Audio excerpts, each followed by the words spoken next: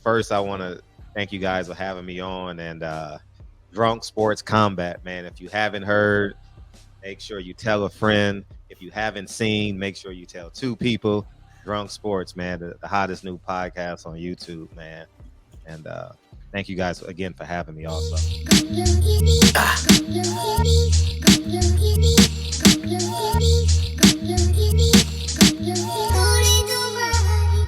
Who wanna spar? Spar with me, man. You can get scars when you snitch on a G and you don't have bars. No left hand, take a ride with me. Queen 7 train, man. Who wanna spar? Spar with me, man. You can get scars when you snitch on a G and you don't have bars. No left hand, take a ride with me. Yeah, Queen 7 train. Yo, you wanna spar? You wanna fight in the ring? I want to welcome everyone back to Drunk Sports Combat, where we talk about everything in the combat world, man. We talk boxing, we talk the business of boxing, we talk MMA, shit. We'll even talk about street fights if they're good enough, you know what I mean? It's your boy Cash. As always, I got my brother Ed Television and my boy Q. And listen, we have a very special guest this week, man. I'm excited, man. Our guest this week is a talented and published author who has written multiple books. He's also an Emmy Award-winning filmmaker and an award-winning producer. He's an educator, an entrepreneur, a journalist, host, and owner of the intellectual property, also known as the YouTube channel BarberShop Conversations.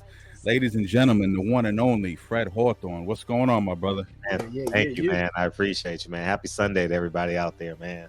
You know what I mean? Everybody got their football fix today. You know what I'm saying? Like, oh my, hey, the cigars and the blunts and the brown, they went up today.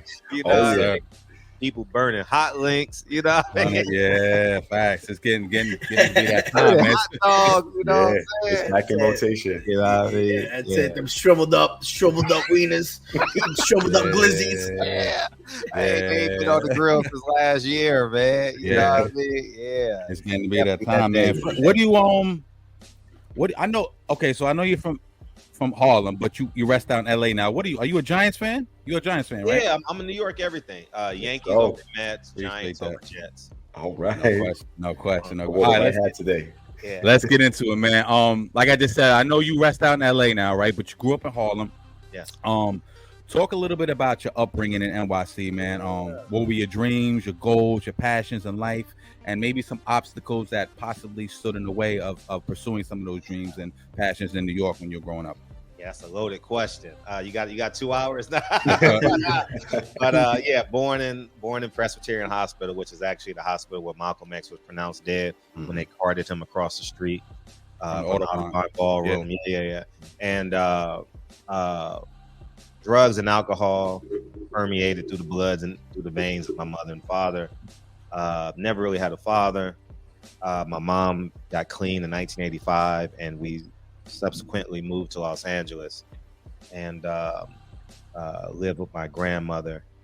And I wouldn't say I had goals, you know. It's just I knew that I couldn't do what the majority of my family has done, you know, lean on the streets, whatever it was in the streets, you know. And as I got older, I realized that I was disciplined, and that discipline led to me playing basketball, and I got a basketball scholarship and did all of that. And my grandfather was like the linchpin of our family. You know, he sent for me every summer, you know, and that was like, his birthday is coming up this week, 8/17/17. And so he was like the brick and mortar of our family, you know.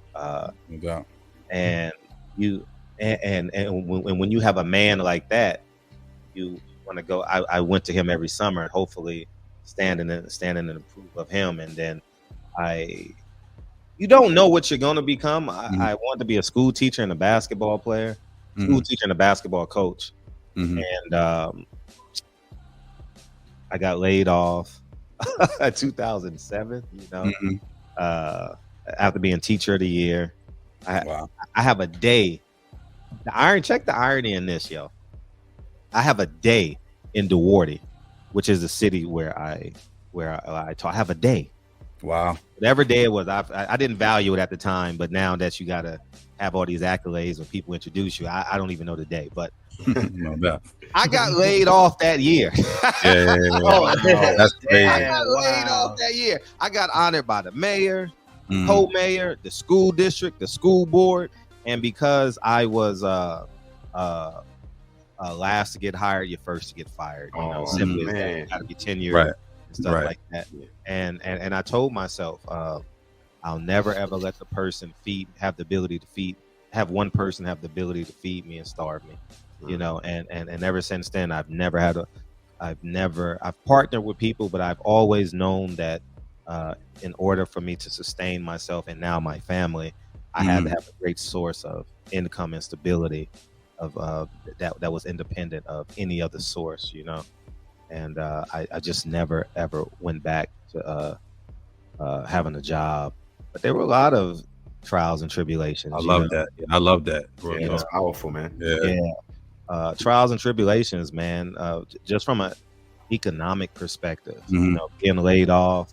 I started a training business, and thank God that did well. You know, I had a then girlfriend. She was in med school, and she didn't know my job was to take care of all the bills. You know, the rent, food, her gas, her student loans, and whatever she needed, in addition to my bills. And I just made it happen.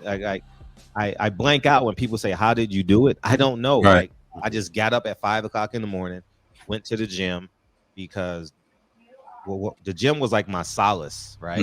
Yeah. The gym was the gym was the only place outside of my home where I can control success. Yeah. Right. So I can go to the gym, do what I wanted to do, and have success every day. So I did that, and I went to work. I hustled, not illegally, but just whatever I could do. Whatever I had to do to draw income, because I think my overhead was probably at least 10 grand a month. Wow. You know, with combining, because we got student loans, undergraduate student loans, and now we got her car was paid for. She had a Honda, but I had I forget the car I had. I think I had a Lexus, but had rent, the Lexus, and I had her medical bills, medical school bills. So it was eating just to survive easily, 8 to 10 grand, you know. So it was work, you know, and it genuinely got done. But I never saw things as like an obstacle in terms of, people always ask me, did you ever feel like quitting? I just thought it was something I needed to do. You know, I always knew my grass was green, you know, and in order to have success, I just had to water it, whether it was paying the bill, whether it was nourishing my then girlfriend at the time, or I never saw it as like, oh, you got laid off, what you gonna do? Cry me a river. I wasn't concerned about getting a new job. I was like, man, these 20 kids, you know, 20, 25 kids, you know, I've done a great job cumulatively for 7 years at 3 different schools. And so I never was lost, but I just have this desire and a uniqueness to always bet on myself. You know, like how I hustled and got a basketball scholarship. I missed the second half of my senior year because my grandfather passed away, you know, in January of '95. So that's in the heart of recruiting, you know. And then I showed D1. D1 was it D1? Cal Baptist. Cal Baptist is now a Division I school. At the time when I was there, was NAIA. You know, no doubt. Yeah, I was still commendable. Yeah, I was an elite athlete. You know, I could. You put me in any sport. I had like I had sports. I had a high sports IQ. You know what I mean? So if you put me in volleyball in the back line or in the front line, I'll figure out how to set a ball. You know what I mean? You don't have to tell me the rules of a game. I can literally watch for 2 minutes and figure things out. Like I know what icing is in hockey. I know what offsides is in soccer. You know, I never played, but I understand, you know. So my IQ got me over, you know. Being a student of life, you know, coming from Harlem to New York, I guess that was one of the benefits of going through that quote. Harlem breeds hustlers. That's Yeah. Sir. We from NYC, we know that very well. You know what I'm Yeah. Yeah, man. And I'm a Manhattan kid myself. I used to hang out in Harlem a lot too. Oh, really? Yeah. Fred, I want that. Yes, My bad. Gardens. No, Esplanade Gardens. Okay, gotcha. Clinics, yeah. All right. I wanted to ask you, from getting laid off as a teacher to becoming this vastly, successful entrepreneur financially, what was the specific road traveled? I know you have your hands in a lot of things, real estate. Easy. I didn't have any bad habits that cost money. It did because I couldn't afford it. You know what I mean? When I gambled, I saw it as a way of creating income. I never saw it as like I'm addicted to it or this and that. I never drank. I never smoked. I don't have any tattoos or anything like that because I knew that I can't spend a day thinking about other than success. So and then I also knew that if I will create a competitive advantage for myself because I know you're partying on Friday. I know you're partying on Saturday. I know you're going to ask God to forgive you on Sunday. But if I don't drink, don't smoke, I don't have to ask God for forgiveness on Sunday. So I'm ahead of you by 72 hours. And if you times that by 10 years, I'm up by 72. You know what I mean? So I'm up by 10 years. So I genuinely had that, man. And my training business in 2007, I did full-time training and whatever I had to do to create income. And the training did well, I was just talking to somebody today. I didn't even know some of the kids that I trained. Like I just got reminded that Spencer Dinwiddie been to my camp. Jordan Bell was at my camp. I trained Mar DeRozan. Brandon Jennings was in high school. I trained him. Taj Gibbs. So the list is pretty vast, Crazy. And I was fortunate enough to have these guys because it draws in the high paying clients and stuff like that. And I was rather successful and I looked the part too, I've always been in shape, that was a cash flowing business, right? Yeah. So I was able to save money. And then the first investment was a house. We bought a house and then we started doing small investments. I got into stocks. I had everyone should Google name. And if you ever want to email him, tell him I said, thank you, man. He taught me about creating a brokerage account. His name was Mitch Julis. Mitch Julis, I had his son, Elliot Julis, and wealthy. I mean, Arnold Schwarzenegger bought his mansion in Bel Air. Wow. And I remember a day I was training Elliot Julis. And I had to leave by 5 p.m. because they were doing a fundraiser for Meg Whitman. That's how wealthy this man is, right? He did his own personal fundraiser at his house. I saw them setting up and all that, but I had to leave, you know what I mean? Because they were doing the fundraiser and stuff. And they actually offered me to stay, but at that time, I wasn't really into politics like that. And then I was so young, I was an indoctrinated Democrat at the time too. So, yeah, he taught me about stocks and bonds, and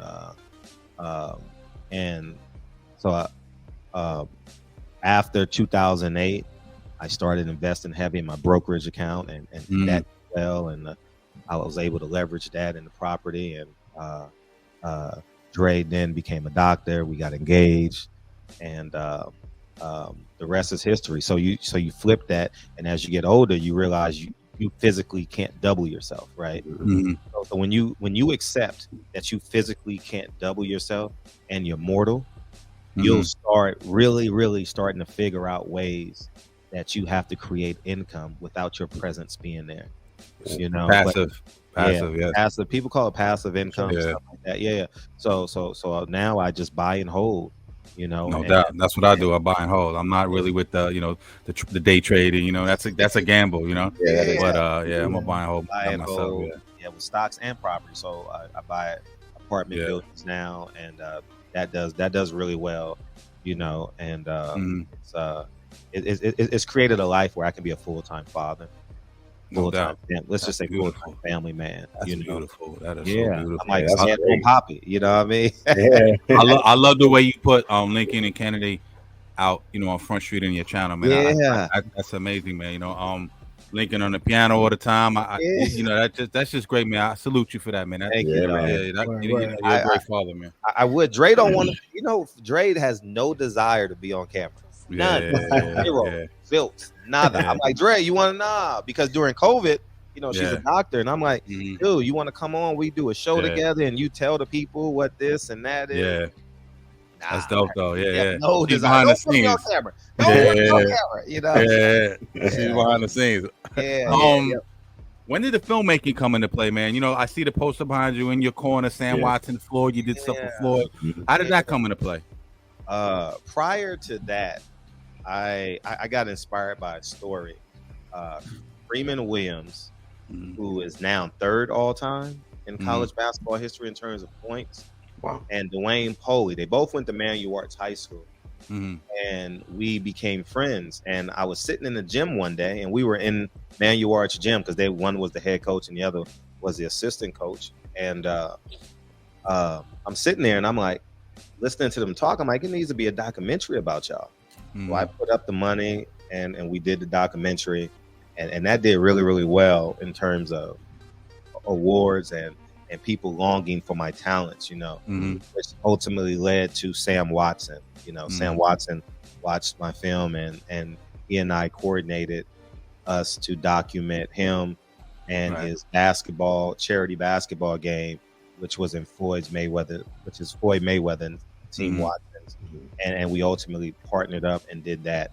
And ever since then, it's been rolling, man. Now, but I do it for ownership first now. I don't do it. I do it for the message and ownership, more so than the money. Like, I've been offered buku money, January, I was just offered $750,000 to sign my name, in terms of a deal. But, my kids and Dre need me. So I can't be on a plane. When money doesn't change my circumstances now, especially, it's genuinely time, and now I'm 45, so my hourglass is upside down. Hopefully I can get 90 years out this deal. Me too. So, yeah, I'm right there with you. Minimum, right? Minimum, yeah. Drink them smoothies first 5 hours of the day. Yeah, 5 hours a day. For the first 5 hours of your day. That's it. My kids, Dre do it. We all win the first 5 hours of our day. We got to work out and drink and eat clean the first 5 hours of our day. And it's just a conscious decision I've made. I believe I could have been a D-list celebrity by now. D-list celebrity by now in terms of I would have been on ESPN. I turned down ESPN. That's well documented now. Right.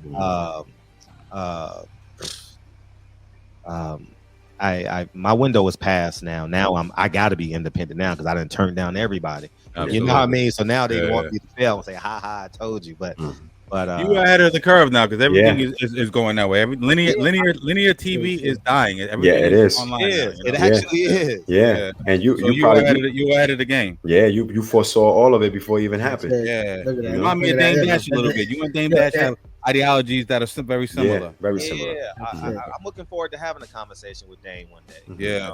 Shout out to Dame, no doubt. ESPN getting rid of everybody anyway. Look. You probably would have been the last one there, the first one to be fired. Yeah, that's what I posted the other day. The other 2 weeks, I said, man, I would have got fired today if I would have took that job at ESPN. Yeah, that's for sure. It's funny. I'm sorry. Go ahead. No, I would say it's funny you mentioned Dame because I'm real interested in having a conversation with Dame now. Yeah. In me too. addition to his business acumen, also like as a man now, looking back, was he an asset to people because he was knee deep in hip hop? Like that's a really honest question. I think every man asks when you reach an age where you're 100% a family man, like all the bad things you've done or or the things that you've led people to do that were negative, you know. Because I look at hip hop now, man, and I'm like, yo, like people always ask me. I say, here it is. Snoop Dogg is a Jew. Calvin Broadus is a black man. You understand what I'm saying? Yeah, I got you. Yeah, you get what I'm saying. Yes, 100%, until Calvin Broadus marries Snoop Dogg, this stuff is gonna be cyclical. You know, because you can't give away backpacks as Snoop Dogg. You can't give away. You can't have a football league as Snoop Dogg. Yes, you gotta give it away as Calvin Broadus. Just like I have to lead as a family man now, right? I can't lead as a producer, a podcaster. I gotta lead as a family man, right? You know, and I desire men like Snoop Dogg to be Calvin Broadus. I desire men like 50 Cent to be Curtis Jackson and so on and so forth, because that's really how we're going to be men of substance. Yes, absolutely. Men of substance. So I'm yearning for that day when we can absolutely accept that as a society, you know, because we're so integrated now. Absolutely. You know what I mean? Like we're so financially integrated. It is almost impossible to be like a true independent source. Like I put money in the bank, they loan the money out. You get what I'm saying? Yeah. You don't have no discretion on who the bank loans your money to. You know, there's no more Black Wall Street right now. They killed for that. You know what I mean? No, you can have a black business and you can hire who you want to hire. Yeah, and you can't control who your employees marry, who your employees date, what they spend their money on, what they love on a personal level. You can't control that, but you can control who you hire, you know. And I applaud people, you know. I hired who I wanted to hire in my production. So there's no true sovereignty. I agree with you on that. It's impossible now. It's impossible. Yeah, I have one of my best friends is a Moor, and he preaches a lot about sovereignty, and I love the ideology of it, and I get it, but you're still dependent on certain other things. You know what I mean? So, but you know, that's a whole another subject for another time. I wanted to talk a little bit about your work in boxing, man.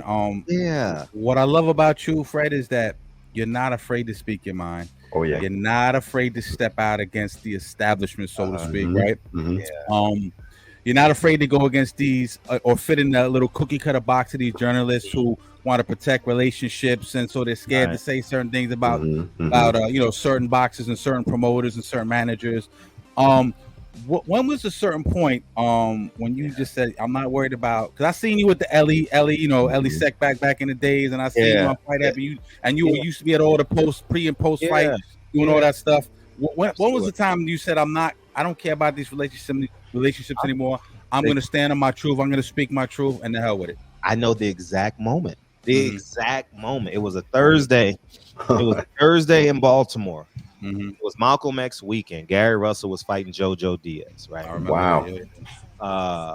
Shout out to Gary Russell too. That's my guy. Go ahead. Yeah, Gary Russell's that man. And it was the final press conference. And I knew I did my best to interview Oscar De La Hoya because he's in LA, but he avoided me at all. When I say Oscar avoided me like the plague, the man avoided me at the plague. This was before or after the emails? It was after the emails and before Baltimore. So we're in between those two timelines, right? Gotcha. So I'm thinking that these emails is a bad thing, right? I whatever May that is, but I know it's Malcolm X weekend because I every year I pay respects to Malcolm X on his birthday. So the Thursday before, there's a final press conference, and Al Heyman calls Brittany Goosen to cancel the questions at the final press conference. And I said, why was there no questions? And they said, because we didn't want you asking Golden Boy about those emails. They told me. And I says, it clicked right then and there. PBC's in bed with Golden Boy. In addition, but they play both. You play this side, you play that side, and we'll make money together. As long as you can control your fighters, I can control mine. Everything could be copacetic. Republicans and Democrats. Now, do you think they soloed you out, or do you think they knew you were like, or do you, because like, you know, they can't think everybody's gonna ask those questions because a lot of people are scared, so they probably you think they definitely just soloed you out and said we're gonna cancel a whole meeting just because of this guy. They knew why I was there. Just know I have a platform. You know, so they're watching everything that I do. So they knew I didn't go to Toronto because Stevenson was fighting Badu Jack on that day as well. I chose to go to Baltimore because I knew it took me 18 months. It took me 18 months to get that question asked.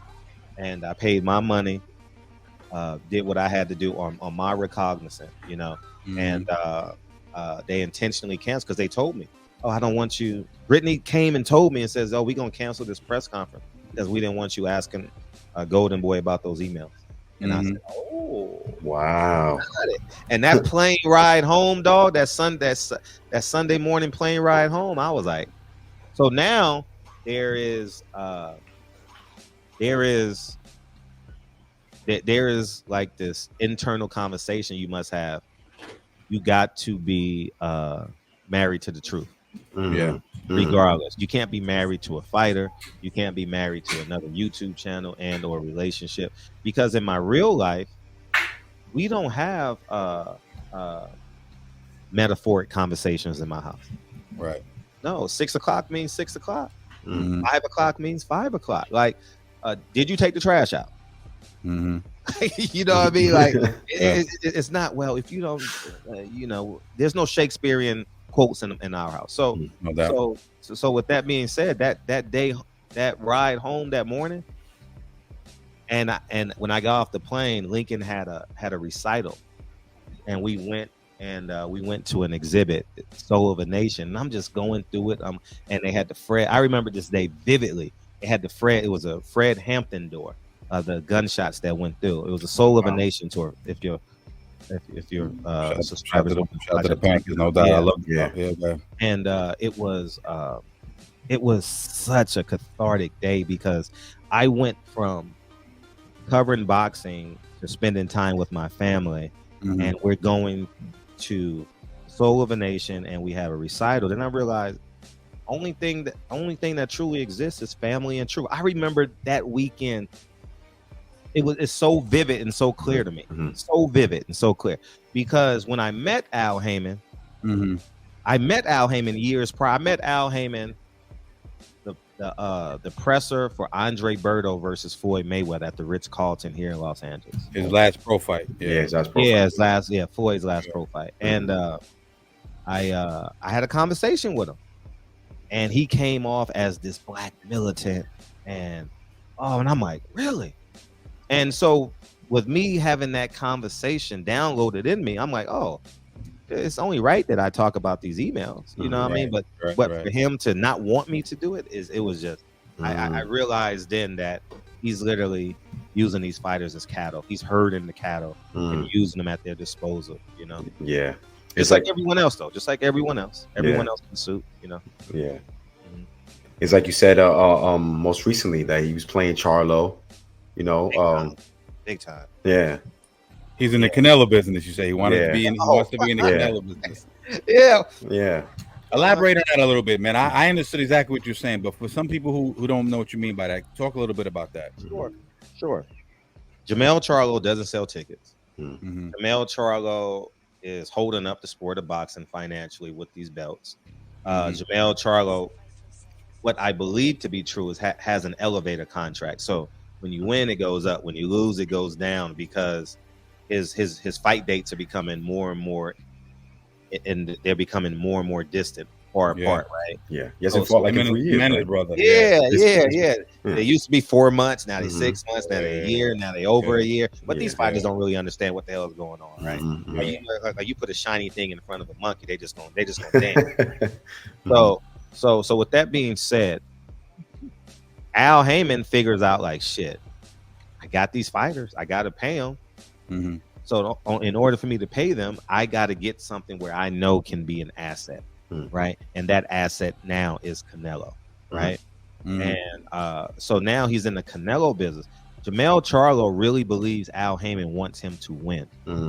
He doesn't, because if he beats Canelo has a guarantee that he can't afford to pay him because no one's coming if he loses. Right? It's like they're gonna monetize the black and brown Berlin Wall. Like you stay on your side, Latinos, you stay on your side, and y'all throw stuff over the fence. Y'all yell and throw stuff over the fence and fight each other. You're never gonna come close to each other, right? So I think that's what he's hoping for to get, because if you look at Gary Russell, if you look at Tank and Ryan, they did 1.2, they say. So he's like, man, we got to bring these two fan bases together, because Earl and Terrence only did between 6 and 7. So and he has to stay afloat. And in order for him to stay afloat, he got to go with what he believes is a surefire. And right now, he believes he can get 1 million pay-per-view buys with Canelo. But Jermell is sitting there like, I'm gonna beat him. No, you ain't beating this man. You gotta knock him out the win, dog. You gotta jump up 2 weight classes. It seems. And he hasn't fought in 3 years, right? Am I? No, that's Jamal. Jamal hasn't fought. One. That's okay. He's going into 3 years. Okay. Jermell hasn't fought since last May. So 15 months now. So it'll be 17 months when he goes into the ring. So he's real foolish, because he actually has absolute power in terms of making fights. He probably can't get the money he wants, but his sustainability, like he's gonna get that $7-8 million and he gonna think he won. Little do he know, if he would have fought 3 times, he would have still be champion and still made $9 million. It's a longer road, but your sustainability is longer, and your cachet, the compound interest on your cachet. Like, he's going to get whooped, and no one's going to care that he's the unified champion at 154, because he just got mollywopped by Canelo. But he's being stripped, right? He's no.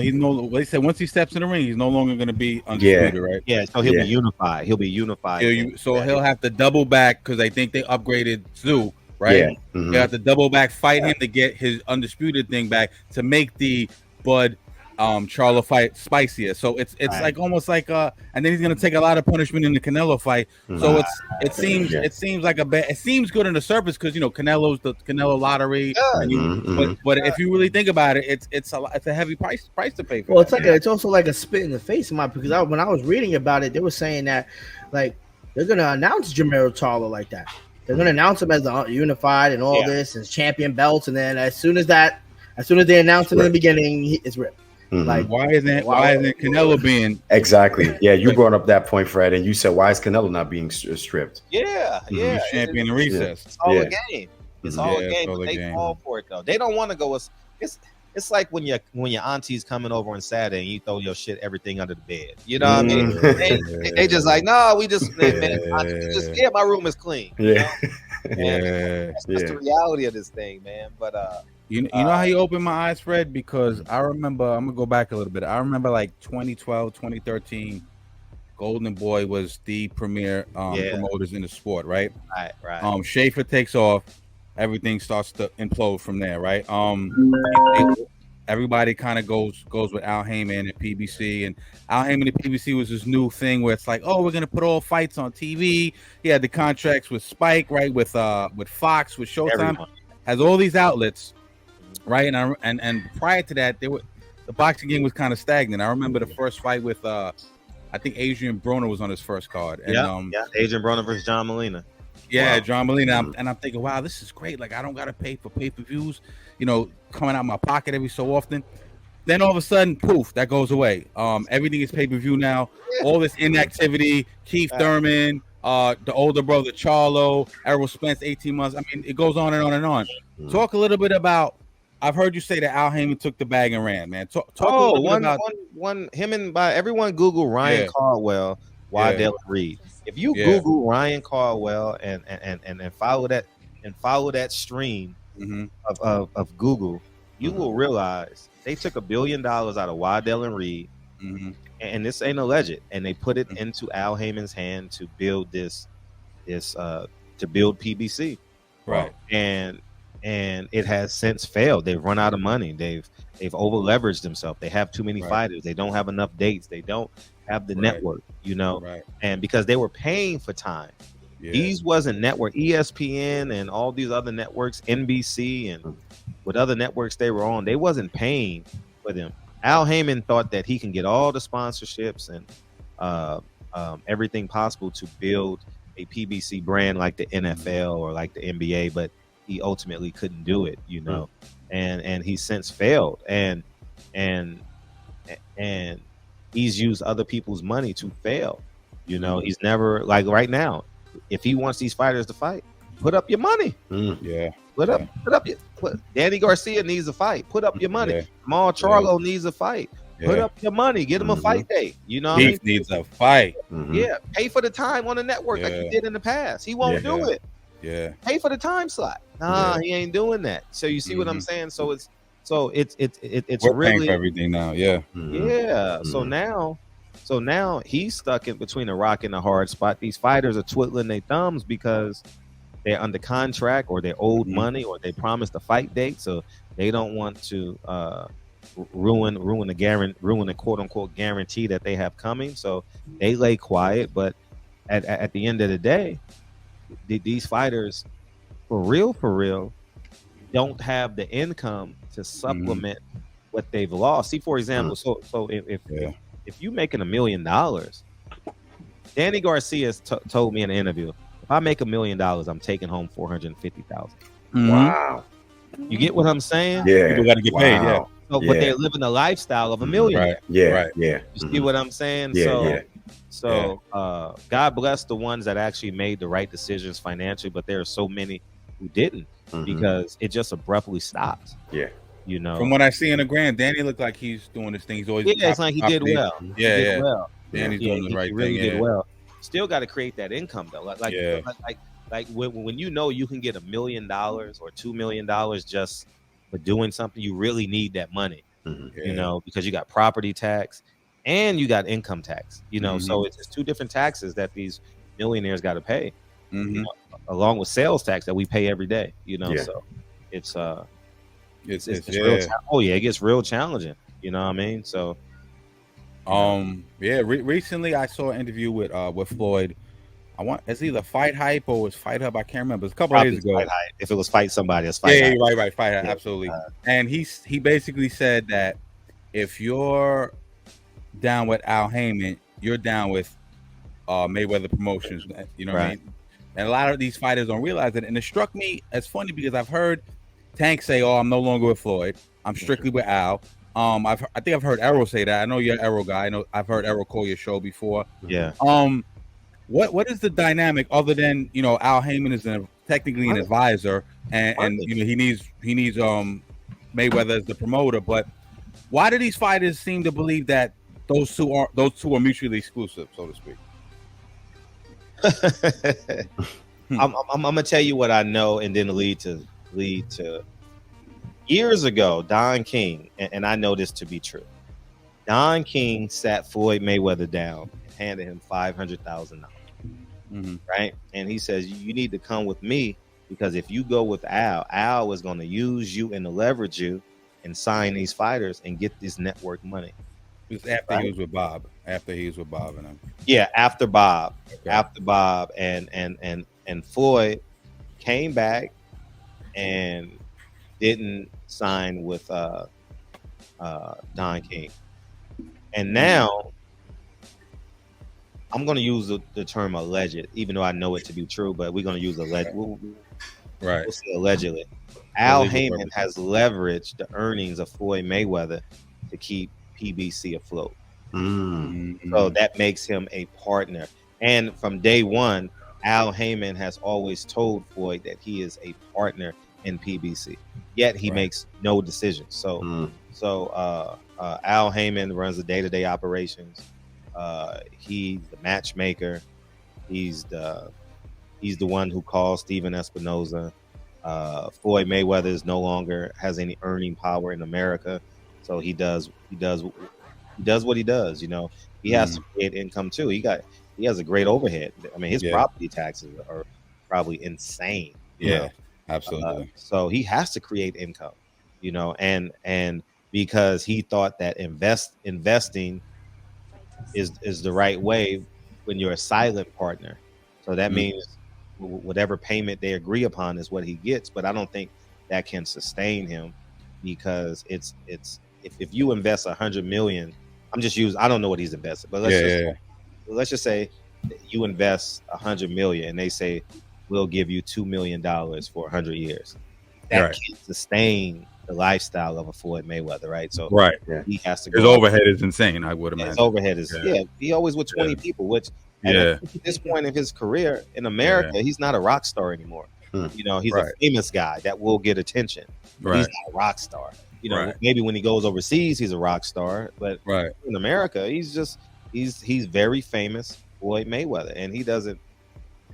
My opinion, he doesn't need 30 people with him at all times, you know. But he wants to continue that lifestyle and do what he do. So more power to him. But his overhead is high. So I believe allegedly Al Heyman leveraged his earnings to keep PBC afloat. And now he is a partner with Al Heyman, as they were since day one. Wow. And this is why you see all of the exhibition, so to speak, right? Because he got to earn it. He got to earn a living. He definitely got to earn a living. Does that hurt? Does that hurt his legacy, in your opinion? I hate this. I hate to see him. I love Floyd. I am a Floyd Mayweather fan, boxing wise, and every time I see him do one of these circus shows, I'm like, God damn, Floyd. You know? I told you at the beginning of the show, when you put shiny things in front of monkeys, they do dances. You know what I mean? So he's dancing for that banana. He's TBE for real. I know everybody's on Terrence's bandwagon right now, and I love Terrence too, but you know, the subject came up: who's better, Terrence or Floyd? You know, Floyd's TBE in my opinion, skills wise. You know what I mean? Skills wise. I want to talk a little bit about current events boxing, because I was watching your show, I want to say maybe a year or two ago, maybe a year ago, and you have a guy call in, right? And you're talking to him for a few minutes. The guy with a Texas accent. I know you know what I'm talking about. And it's Arrow, but you don't realize it's Arrow. You remember that? Yeah. And you're talking to him, and he's like, "Yo, this is Arrow, man." He's like, "Oh shit," right? So that just showed me that you had a real good relationship with Arrow, man. Yeah. We had Peter Quillen on last week. We also had Corey Spinks on. We were talking. Thank you. We were talking about the fight with Terrence Crawford. I betted on Arrow to win. I'm not saying I'm a Terrence Crawford detractor, but I just thought Earl would win. I too thought Earl was better. Right. Yeah. And I thought he was a stronger, bigger guy. I thought he had, a better record in terms of like his opponents in competition. Yeah, better resume. What happened in that fight? Because I'm still arguing with 1,000 different people, man. To me, that didn't look like Errol to me. You ain't got to argue. Terrence Crawford was the man. Like, you ain't got to argue, man. Like, I'm not going to sit here and give Earl Spence an excuse. Yeah, the man had 17 months to prepare for a fight. If that's too long. I agree. I believe Al should have gave him a tune-up to get him in camp mode. Like, you gotta, you know, I mean, that's why we got preseason football games. You know, but Errol said he don't take tune-ups. Remember that, or is that just he don't take tune-up? But so he should. Man, I don't. Ultimately, they should have fought last November. Absolutely. That what should happen. Earl coming off of the momentum of the Ugas and being in the camp changed the whole trajectory of that. And Terrence just was better, man. Terrence was better than I thought he was. Earl had a bad night. Earl came in there with one style because he, like me, thought Terrence was just a little guy. And Terrence proved to be everything that he said he was. And Earl is going to do the rematch.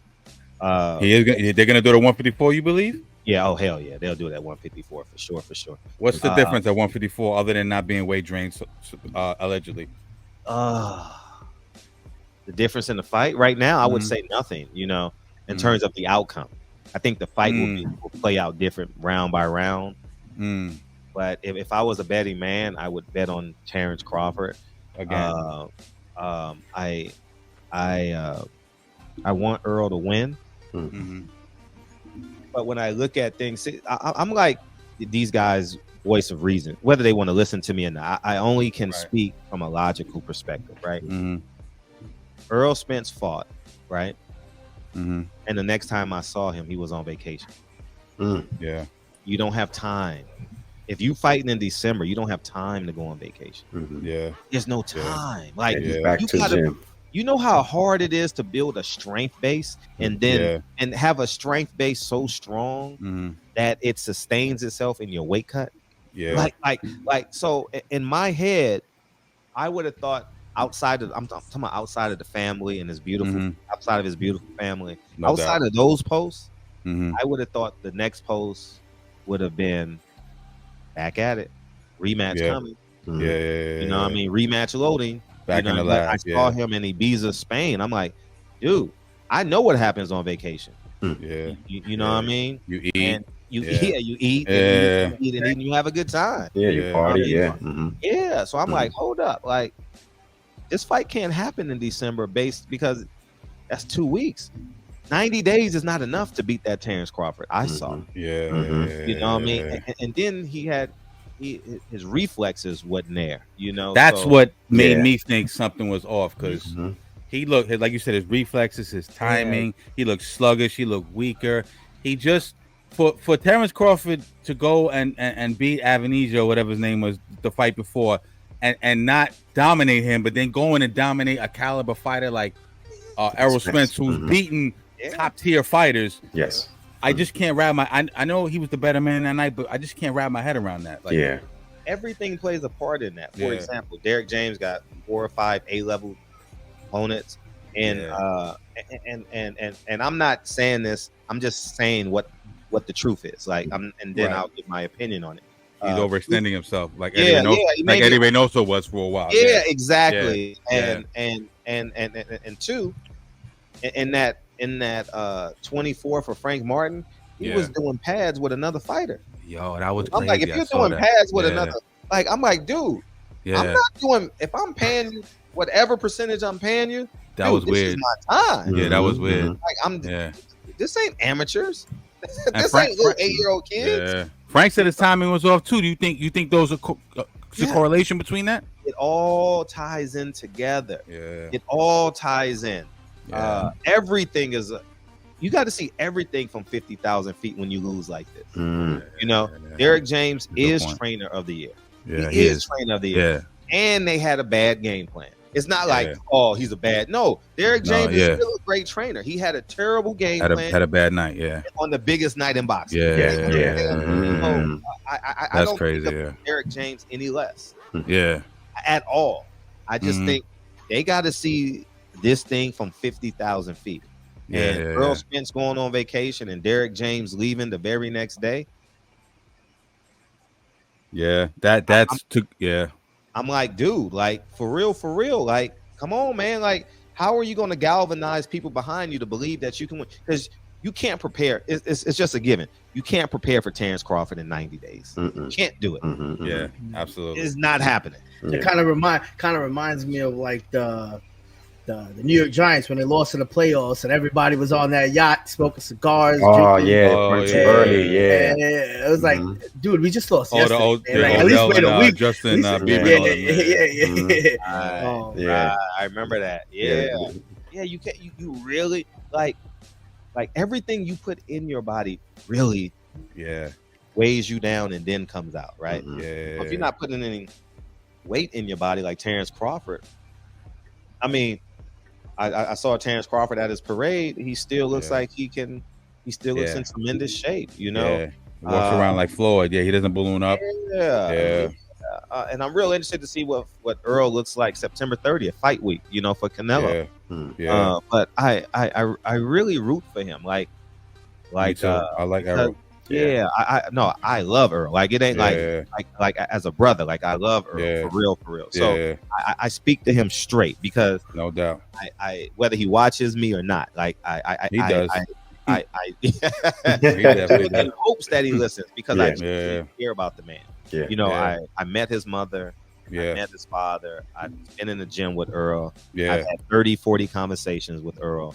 Like, all these PBC guys, that's why I just tell them the truth, because I genuinely people think I hate him. I don't hate none of them. No, I know. No, but if I thought you were in a bad investment deal, then I'm gonna tell you. I'm not the friend that said, do it and then we'll see what happens. Hell no. No, you give them the truth. I gotta deal with that bet. I gotta deal with you afterward. Not this. Not the guy that motherfucker's in Tulum having a good time. That made me come with you every day. And I got it. Man, why you didn't tell me, dog? Why you didn't tell me? So I would say, Earl, you need more than 90 days.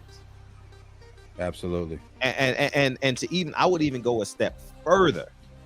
He needs to have a camp in a camp. So he needs to give himself a deadline for a fight. So for example, we're having, and it could be with head gloves and all that, but that mindset, like you got to have that click. So like I got to fight. If the fight is at 154, I got to have a fight at 154, 169. So we got to be at 169 or 168 because we got a real fight on this day. Get somebody. You know what I mean? Like you really got to have these benchmarks, man, because he got to be a savage. He gotta be a dog in the rematch. If not, then he's got to be the way we thought he was going to be a dog. And that's Errol. That was Errol's whole thing. We knew Terrence was a little bit more skilled than him, but Errol had that dog in him. You see what he did? He went overseas. What he did to Kell Brook. You seen what he did to Sean. When he fought Sean, he was a dog. You know what I mean? He got in. They fought in the inside, whatever. But I wanted to ask you this real quick, Fred.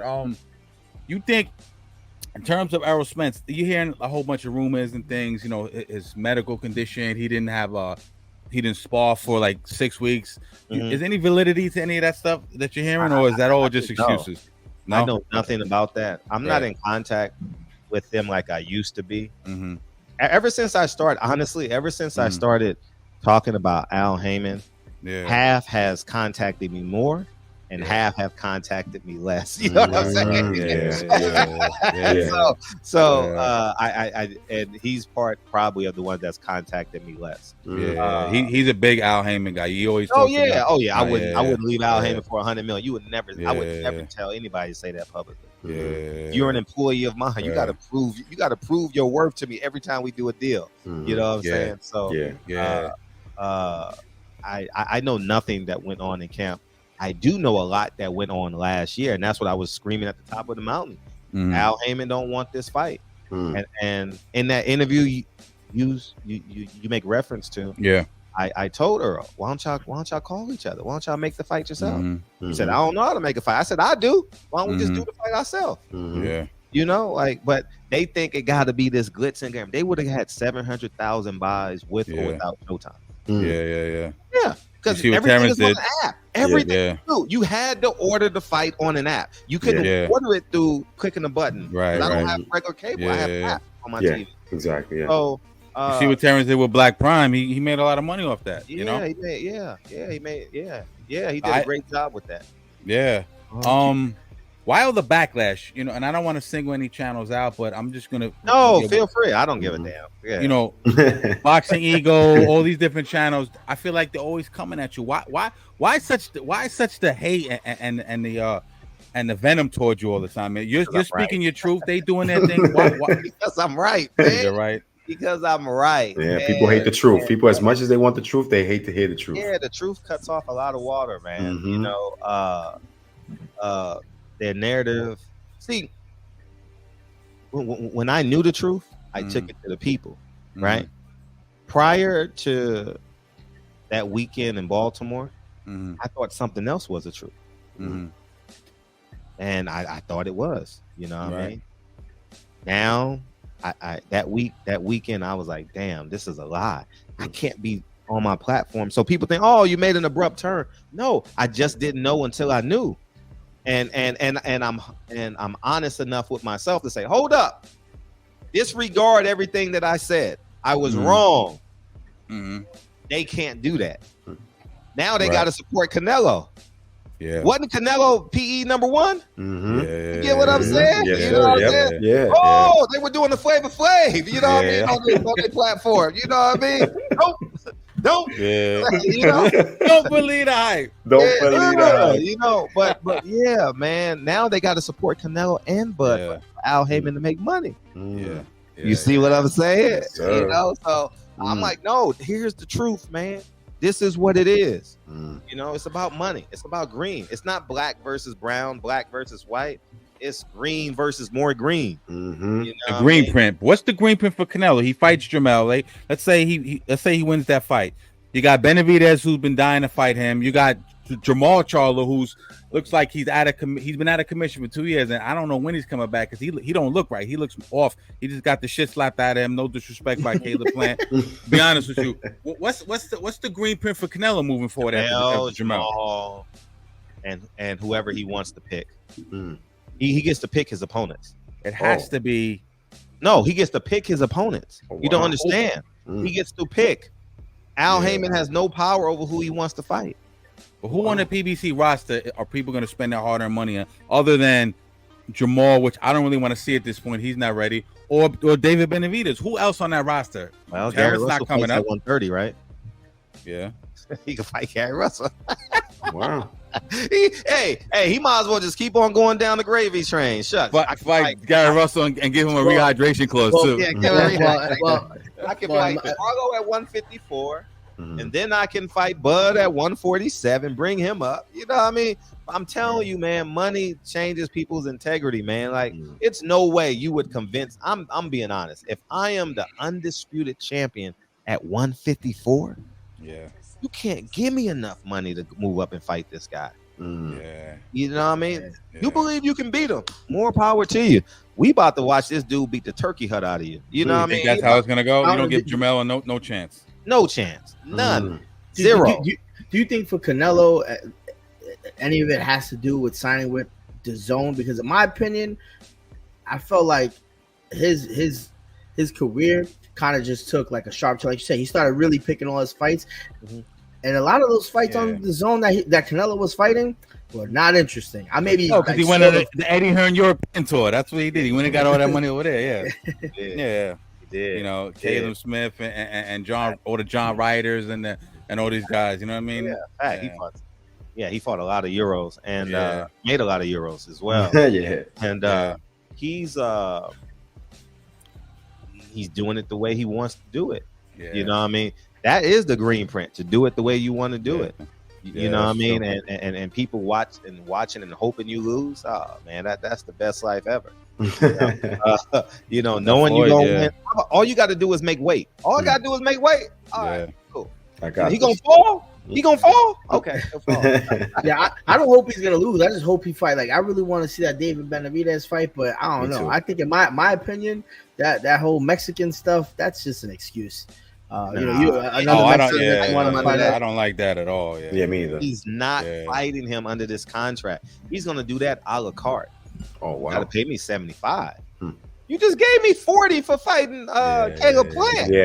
Got to give me 75 to hand over my brand to David Benavidez. Speaking of Benavidez, what do you think about him and Boo Boo possibly getting it on? I think David Benavidez is better. I think Demetrius Andrade is long past his prime. Inactivity has done a doozy on him, and he's a single shot fighter now. Shot fighter, meaning left hand. You know what I mean? He doesn't have a gas pedal. So I think David Benavidez walks him down after round 8. You know, similar to Caleb, probably worse than Caleb Plant. Probably worse, because Caleb is more mobile. More mobile. Definitely worse. Wow. You know, I like David Benavidez. You know, I like David too. I like his temperature in interviews. Like, I'll fight anybody, man. He won't fight me. He won't. So I guess I got to fight the third guy. He wants to smoke, and even I heard him talking about Morrell the other day. Everybody wants him to get in the ring with Morrell, and what he said is true. A lot of people are criticizing him, but that fight is a little undercooked. You know, boxing is a business at the end of the day. Let's not be stupid about this. You know what I mean? Like the hardcores want all the best to fight the best, but sometimes those fights have to marinate. You know? And also Andrade is in front of him. So give us Andrade. We retire Andrade. We can get rid of all the hype and Andrade is this and Andrade is that. But no one really wanted him. You know, he should have milked his own for everything. They were all chasing Canelo, and they for years they weren't fighting each other. They were all scared they were going to lose. They won't get the Canelo fight. When you know you're getting overpaid, like build your brand. Like he should have been at all the fights. He should have been building his brand. He should have been linked up with a TikToker. He should have used his celebrity. Yeah, you know, like these fighters don't use their celebrity, man. You know, like there are people who really love celebrities. Yeah, absolutely. Worship, yeah. That's your brand. Yeah. And now he's just a nobody. You know, now he's just sitting and waiting. Please pick me. You know, he's a pick me now. You know what I mean? God damn it. You know, I wish him well. Yeah. But he didn't build his brand, so he's in a lot of trouble now. Absolutely. We're talking about, you know, the face of boxing, so to speak. And let's transition to the new face of boxing, man, who I'm a big supporter and advocate of. Talk about Tank, but I know I heard Floyd the other day talking about potentially a new weight hopping up from 122, or they're meeting at a catch weight or something like that. A new weight's exciting. He's knocking dudes out. I get it, but I think it's just it's duck season, man, because we want to see Tank in there. And don't get me wrong, I love Tank. We want, you know, who we want to see Tank with. We want to see Tank with either Devin, or Shakur, or I even take Loma. You know what I mean? I'll take Loma, or I even take no, I said Shakur already. Yeah, Devin, Shakur, Loma, or even Tio. Let's put Tio in that mix too. Tio coming off a great fight against Josh Taylor. Right. Well, didn't Tio retire? I'm sorry to cut you off. Nah, he's back. He's back. Okay. Yeah, he's back. I think he's just going through some emotional damage. I had to do with the belt, but emotional damage. Yeah. Emotional damage. What do you see Tank? What do you see? Like, when are we gonna see Tank in it? You know, I get Ryan was a big money fight. You got the social media crowd and those, like I said, you know, popularity and all that. But when are we gonna see Tank in there with some formidable guys, man? In your opinion? First, you got to stop beating women to beat men. You know what I mean? Like shit. You know, I lost a lot of respect for Tank, man. Like, I was used to be a big Tank supporter. Remember? Oh my God, yeah, because he reminded me of my students, man. Yeah.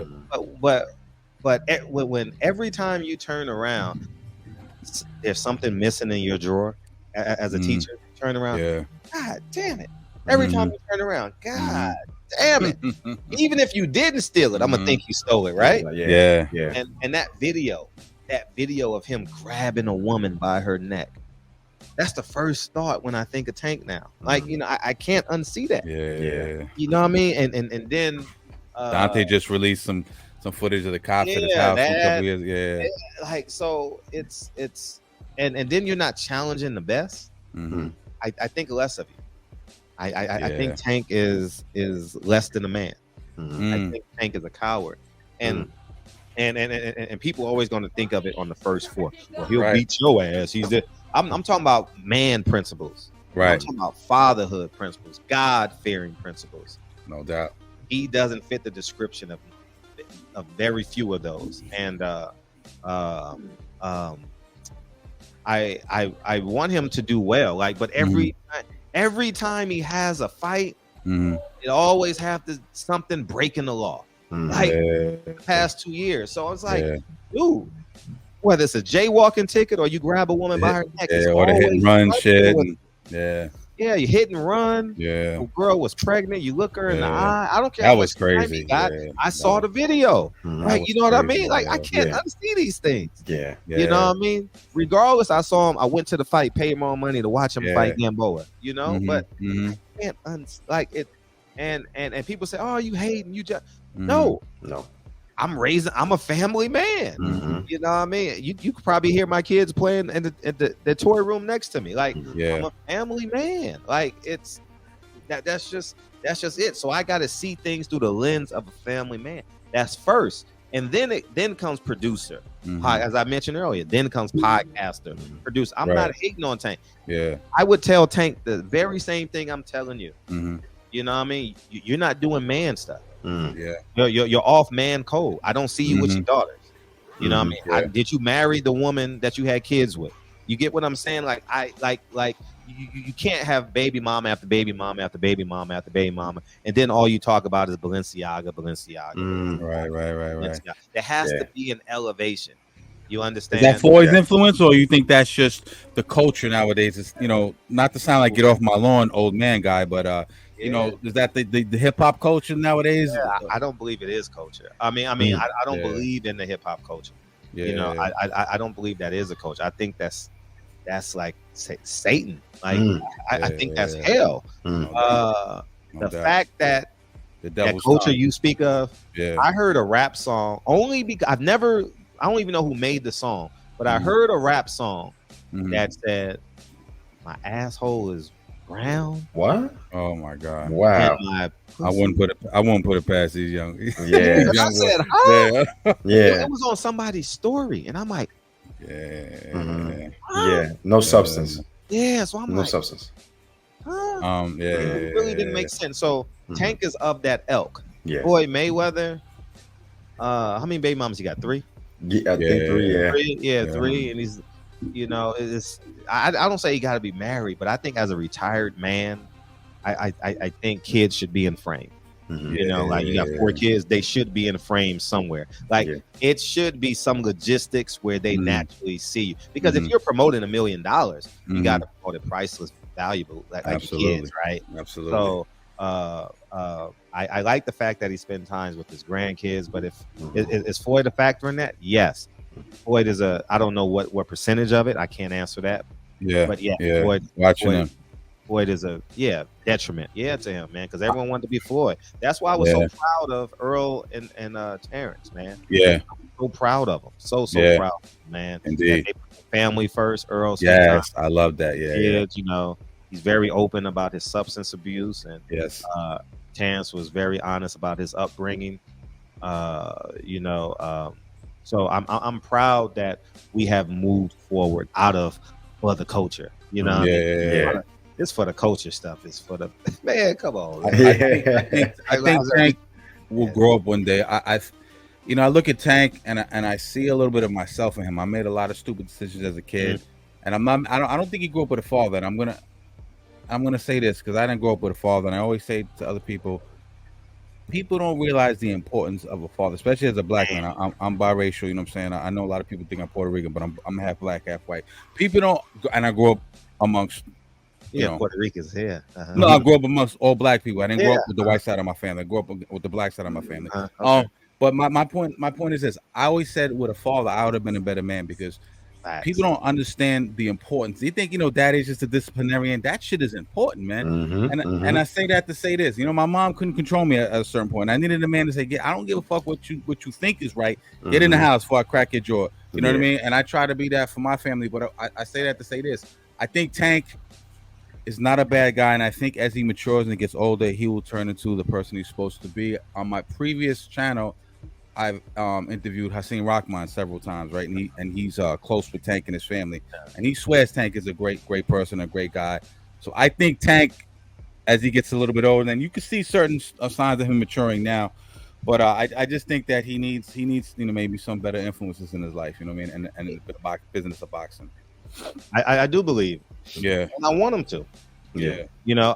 Outside of my bloodline, I think Malcolm X is an extraordinary man.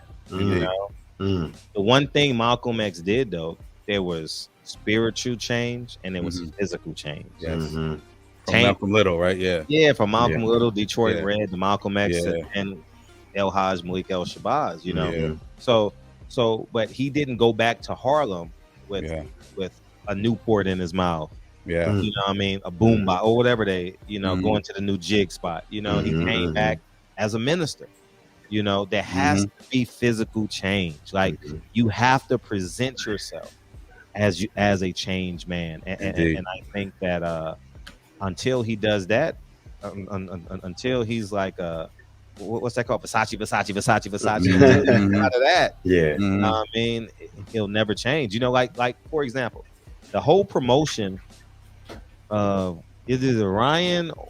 It was one of them Garcias, right? He fought 2 Garcias, right? I don't think he'll ever fight a Williams, you know what I mean? But anyway, no doubt.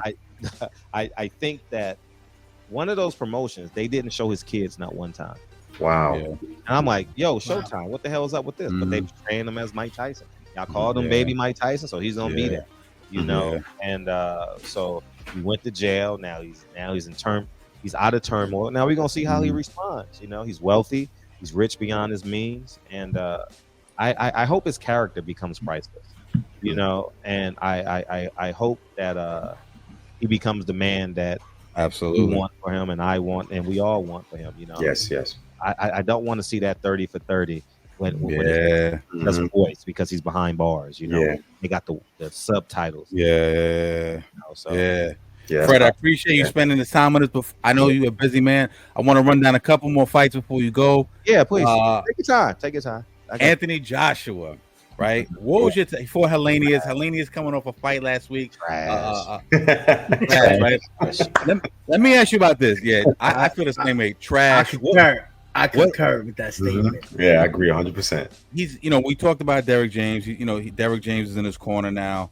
He's coming off those 2 big losses against Usyk, and then Jermaine Franklin. He has a win against. Didn't look great, even by his own admission. Deontay Wilder supposedly is on the horizon, but we've been hearing that for fucking 10 years already. The fight has lost a little bit of steam because Joshua has lost, and also Wilder has lost to Fury. What do you think of AJ, man? You know, like, he confuses me, man. Is he a boxer? Is he a what is is he a boxer? Is he a brawler?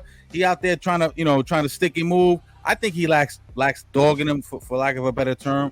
But what is your opinion on AJ, and what do you think happens if he fights Deontay Wilder? He has battered male syndrome. You know what I mean? Like he's been in an abusive relationship with boxing for so long. You know what I mean? Like he's had to change along the way. You've never seen Anthony Joshua just be one person. Like a few years ago, he was wearing tight jeans, right? Then a few years, then he became Larry Hoover. Remember, he was talking about mafia. I'm like, $100 million. What are you talking about? Mafia from the streets and all this crazy shit. From the streets. I used to sell weed. Yeah, he's a Mr. Me Too. He's a Mr. Me Too. Badlands. He called them the Badlands or something. I'm like, dude. So we've never seen Anthony Joshua. We've only seen a person that he thought he had to be for the public. And maybe he's morphing into this person now. I agree. And that's why you see a different style in him, you know. That's a great assessment. Anthony Joshua has multiple personalities, you know, and I don't mean it from a disorder. I mean it from just a human being that is a boxer. You know, I've never seen him consistently with his son, or I don't know if it's a boy or a girl. That's I don't even know, but I think it's a boy, right? I've never seen it consistently. You know, like I've never seen him run. Like he went around the ring yesterday. I didn't see him kiss the woman that he loves. I didn't see him kiss his mother, kiss his father. I've never even seen his mother and father. Yes. You know, I've never even seen his kids. So if he has kids, I don't know if he has multiple or just one. You know, I've never seen a school teacher talk about him. I've never seen so I don't know who Anthony Joshua really is. And ultimately he doesn't know who he is, you know. And so now we're compensates with the muscles, even though he knows he should lose a little bit of that muscle because of the oxygen, and all that shit. You know, he's Frank Bruno 2.0. Frank Bruno, big comparison, yes. You know, big muscles. Oh, he's a big bad man. Then he comes over here to America and gets washed. You know. Do we see that Wilder fight? You think, in your opinion, or is Eddie Hearn gonna keep? You know, no, they need the money. He got to cash him out. But didn't this guy Andy call him out or called out Wilder? So aren't they going with Raddy? That's just all talk. Yesterday he was acting like, you know, oh, I guess I gotta fight him because the media dictates what I do. He be acting funny when it comes to Wilder, you know. Like I saw the post-fight interview. He said, "Oh, where's the doctor at? Because my back hurts. I've been carrying the heavyweight division." What? The fans been carrying you, man. How about you say thank you to that sold out crowd, man? You know what I mean? They paid all that money so you can make your millions. You know what I mean? Dude, say the right thing. Like, I don't understand why people don't say the right things. Like, it's marketing. That the post-fight press conference is sheer marketing. Boxing fans don't ultimately believe what you say. It's marketing. You know, he's always melting down too after these fights, man. The post-fight press conference is literally when you have the entire boxing world at your full attention. Like you're Hitler, or people may say, "Oh, that's you can't use Hitler." Okay, you're Barack Obama making your annual State of the Union address, right? Tell the people what we're doing for the next year. Mm-hmm. You have the world's attention. It's gonna go viral. Do it. Be an actor. Absolutely. They don't do it. So now my voice becomes bigger than theirs. Yeah. You know? And it's their fault. It's their fault. True. Do you see any technically being with Derek James now? He was with Robert, he's bad mouthing Robert Garcia.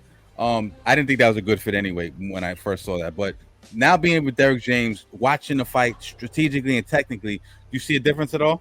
Yeah, he don't throw enough punches. He don't throw enough punches. Yeah. Derek James is a real precise guy. Yeah. And he doesn't have a physical presence in the ring. Indeed.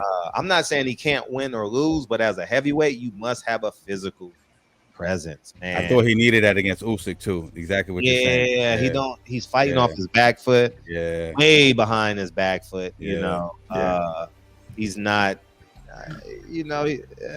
Anthony Joshua is one of them guys that will cry for 10 years after his boxing career is over and go in hiding. Yeah. You know what I mean? Go in purgatory. He might move to North Korea for all we know. You know what I mean? He might be the first guy to literally get abducted by aliens. You know what I mean? Like, wow. Wow. Like he might. He's gonna move to Antarctica. You know? Wow. Something different.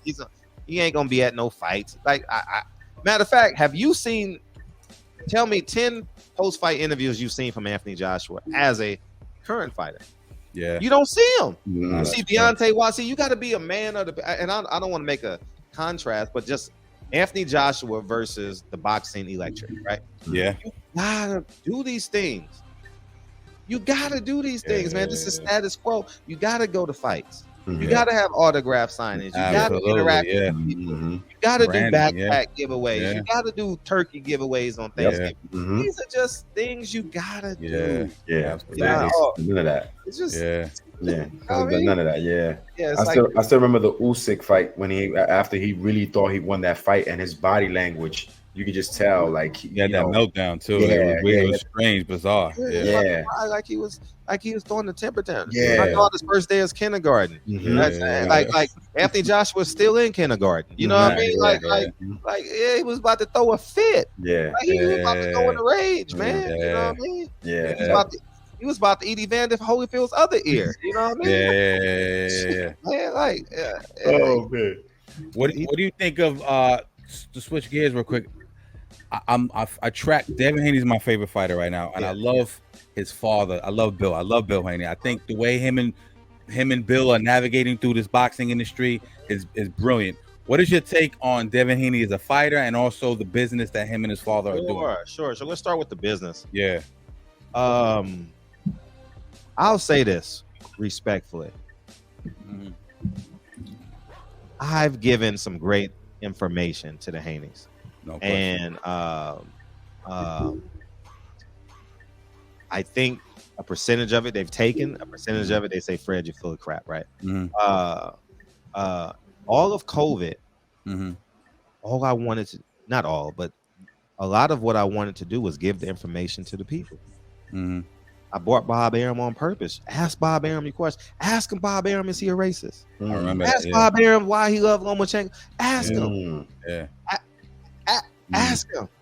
I brought these untouchable people to the people. You know what I'm saying? Ask them these questions, man. But I get called a coon, a fake Malcolm X. But as I digress, I think from a business standpoint, he's working it. Yeah. Oh, he's every promoter's stepchild. Don't think for 1 second that they want him. Yeah. He's the champion. Indeed. He understands his leverage with those belts, right? Yes, he does. And he's gonna hold on to them belts for as long as possible. If the WBC don't grant him an exception, he's gonna stay at 135 and milk it. You think so? I mean? Yeah. And I respect after the Regis fight, he's gonna go back down. You gotta hold on to your leverage. I'm not starting over. You know what I mean? Dre and I have been together 23 years. I'm not starting over. We gonna leverage this into another kid, or not another kid, but maybe another building. Yeah. He says he has problems making 135. Though you think he still make 105 effectively? Yeah, shit. You got a problem making 1 million. You got to make 5 million. You know what I mean? It's a big difference going to 140 not being undisputed versus 35 being undisputed. So he may need 6 months to prepare for a fight as opposed to 4.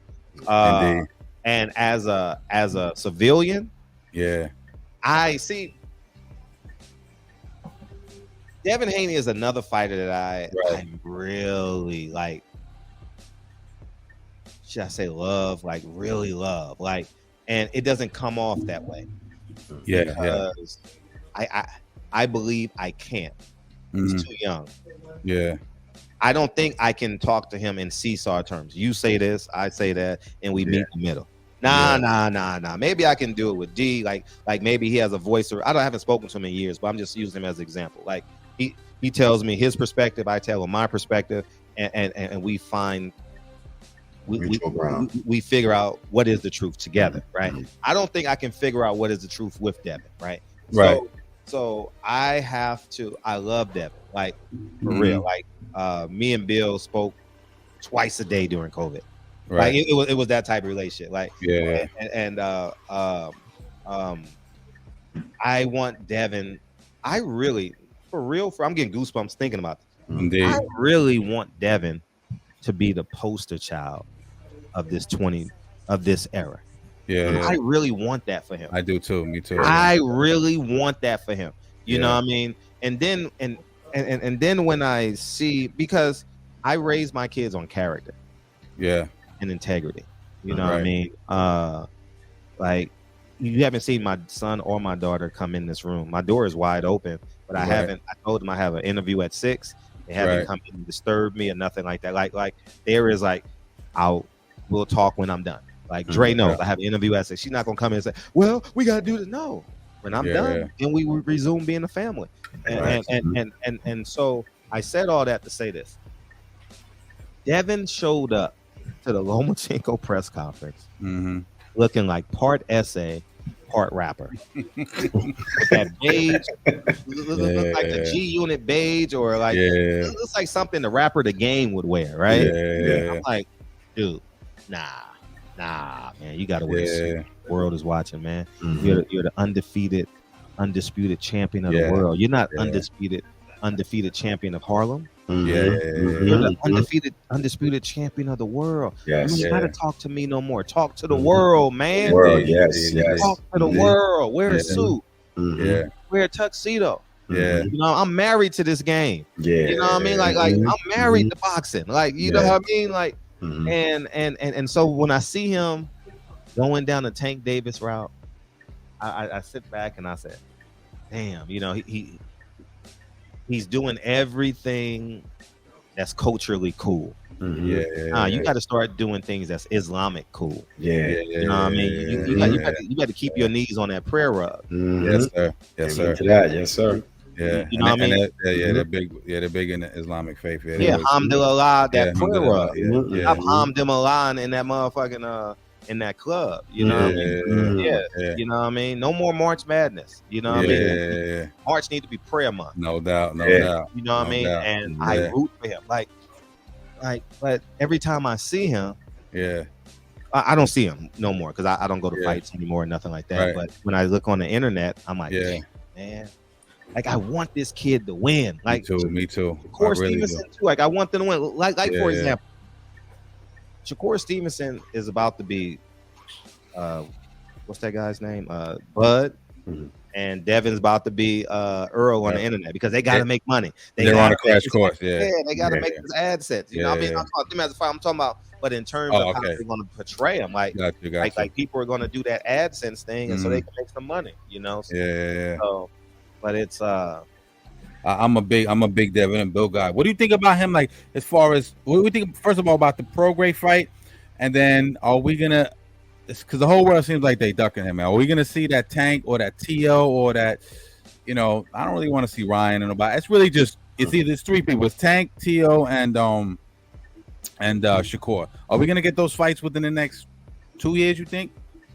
I mean, they need to be fighting next 2 years. They need to be fighting next, man. I think Inoue has set the bar. I think Inoue challenged Fulton for his belts. Went up and challenged him and gave him his biggest payday. Yeah, he did. Put that in perspective. Yeah, You know, I was disappointed in Cool Boy. I was yeah, disappointed in him. Yeah, he wasn't better. He wasn't better, man. That PBC, that's a whole nother topic, man. That PBC bubbles doing is you know, is protection based, you know. But Tank needs to fight somebody. Tank got to earn real men respect, man. This dude is, man, I think he just wants to be the clown with the most makeup. You know what I mean? I don't want to see an Isaac Cruz. I don't want to see a Pitbull fight. I feel like they propping Pitbull up to do that. I don't want to see that. I definitely don't want to see that fight. Shakur Devin. Shakur Devin, make it happen. Shakur Devin. Let's go. Yep. I didn't want him to fight Ryan. I thought Ryan was an easy fight for him too. I was like, you know, but I understood the business of that. I got that. I understood that. You know what I'm saying? But Fred, last question before I let you go. Keith Thurman, is Keith Thurman getting ready to cash himself out? Are they gonna? What's up with Keith, man? We ever gonna see Keith again? Keith don't know if he gonna see Keith. You know what I mean? Right now, isn't he in the mix with Clarissa Shields? That back and forth clown show shit, man. I don't want to. I tell you, it's a circus. Yeah. See, here's the fact that there's no order in this world. Yeah. The fact that Clarissa Shields is calling out a man. Yeah. We on this feminist junk, and men are reporting this. Men are reporting it like it's a legitimate fight. Tight jeans and skirts on these black males. Yep. That's what this is. Yep. I have no comment on this topic. I personally don't want to see that. I'm like, what are we doing, dog? Like, nah. Not only can she not beat Keith's wife shouldn't even be. You shouldn't be even entertaining this with a wife and a child. You know, he's entertaining it, which is silly, but he's just looking for some paper. Yeah, then it makes me wonder. Keith need to pay the. I know, like you talked about expenses earlier. That money's drying up. I can almost. It's gone. He's in the Sahara. You know, he's looking for the Nile River right now. You know what I mean? Like you ain't fighting over a year as a fighter. Keith ain't making no money outside of boxing. Find it. I'm talking about substantial amount, like the millions. You may be doing public engagements and getting paid to do ABC, but not no $2 million check. If you was getting $2 million checks, you wouldn't be in boxing. we need a Ugas or a Boots fight, and I know he want the Terrence fight. I don't think Terrence is giving him the fight. We need a Ugas or a Boots fight, and then get your big bag, and then he's probably gonna get out of here. I would think, right? Well, Al Heyman's done a doozy with him, hasn't he? He killed him, man. His career is. It's got to be part Keith though, right? Because Keith had all them injuries. Yeah, and lied. Al got it. Yeah. He's lied, and I like Keith too. I think he's good for the sport. You know, he is good for the sport. If he was active, he would be. He'll be more tolerable. But now it's like he's like the boyfriend like 3 dudes ago, you know what I mean? Or like in our case, like, dude, I done got married and divorced and you're still talking about me? Like, you know what I mean? Aaron said he's not relevant anymore. I love that analogy. He was at the Spence Crawford fight arguing with fans, and fans were calling him a bum. And he's like, I'll beat your favorite boxer. He was just talking so much stuff. Like, get in the ring. The problem with Keith is he won't have that same energy and argue with Al Heyman. He's a coward. He's a coward. The man that's offering you money. I think Keith is a coward because if you're doing all this arguing and yelling, like, call out Al Heyman. Facts. Where the Al Heyman checks at? Yeah. Oh, he was the first fighter. Remember, he fought Guerrero on his first card. I remember that. Yeah, the Ghost. You know what I mean? Ghost Guerrero. Yeah. So now, call out Keith Thurman. Call out Al Heyman. How about you do that? You know what I mean? And tell me what it looked like. That's real. Yeah, that's real. Yeah. They loved Al Heyman at one point. I remember Angel Garcia, Crazy Angel, calling him Daddy one time. I was like, we gotta talk to Daddy, get the next fight. But God, that sound like. And I like Angel and I like Danny. No disrespect, but dope fiend talk like Daddy. Come on, man.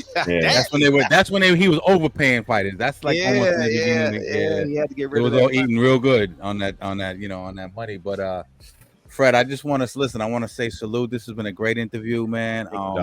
It's been an honor. I want to give you flowers for standing on what you believe in, for telling the truth, for being an entrepreneur, for being independent, and for not caring what all these other people are saying. You stand in your own square and you stand on truth, and I respect that, honestly. Yeah, great role model. You can tell you're a great father, great family man. You know, you're a person to look up to. Gotta be, man. I gotta be. Like, it's no other way around this thing, man. And I would love to get you back on and talk more about, Malcolm and Elijah and your takes on all that at another time. Yeah. I love monetizing the Nation of Islam, though.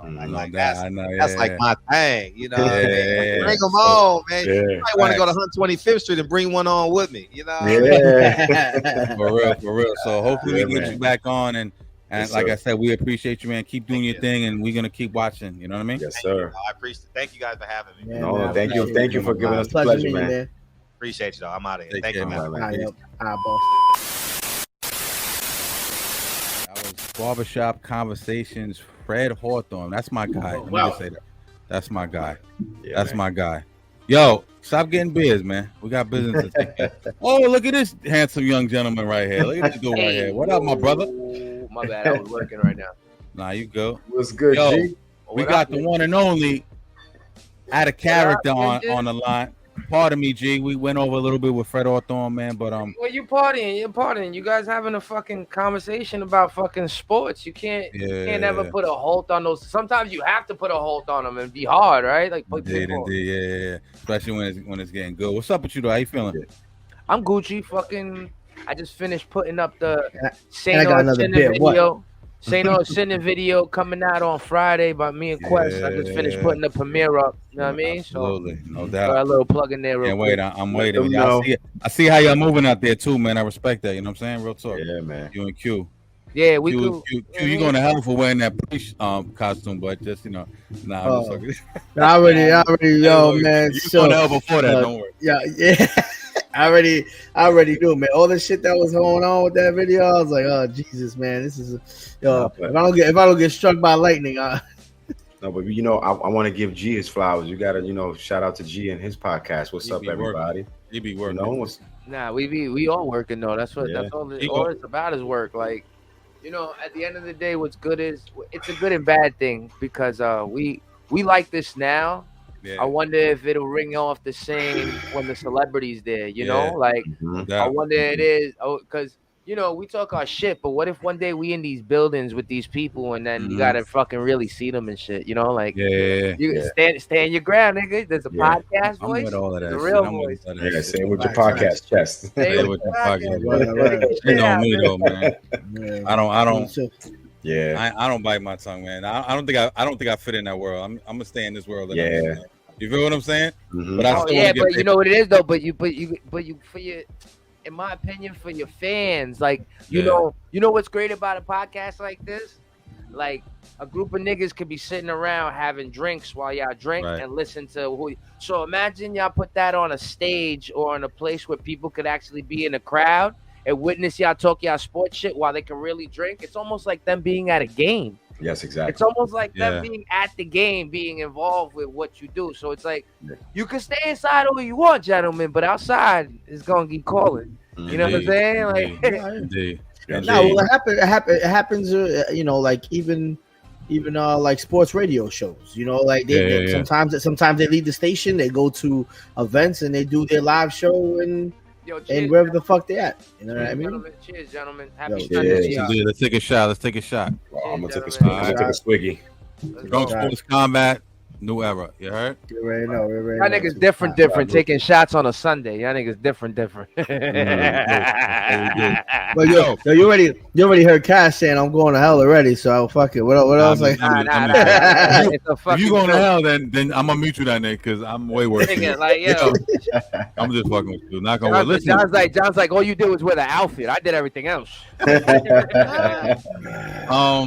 Yo, let's get down to business, man. Let's talk MMA, man. What do y'all got to tell me about what's going on in MMA this weekend, man, or in the future? Talk to me. Well, this past weekend was a good weekend for MMA. Yeah. Like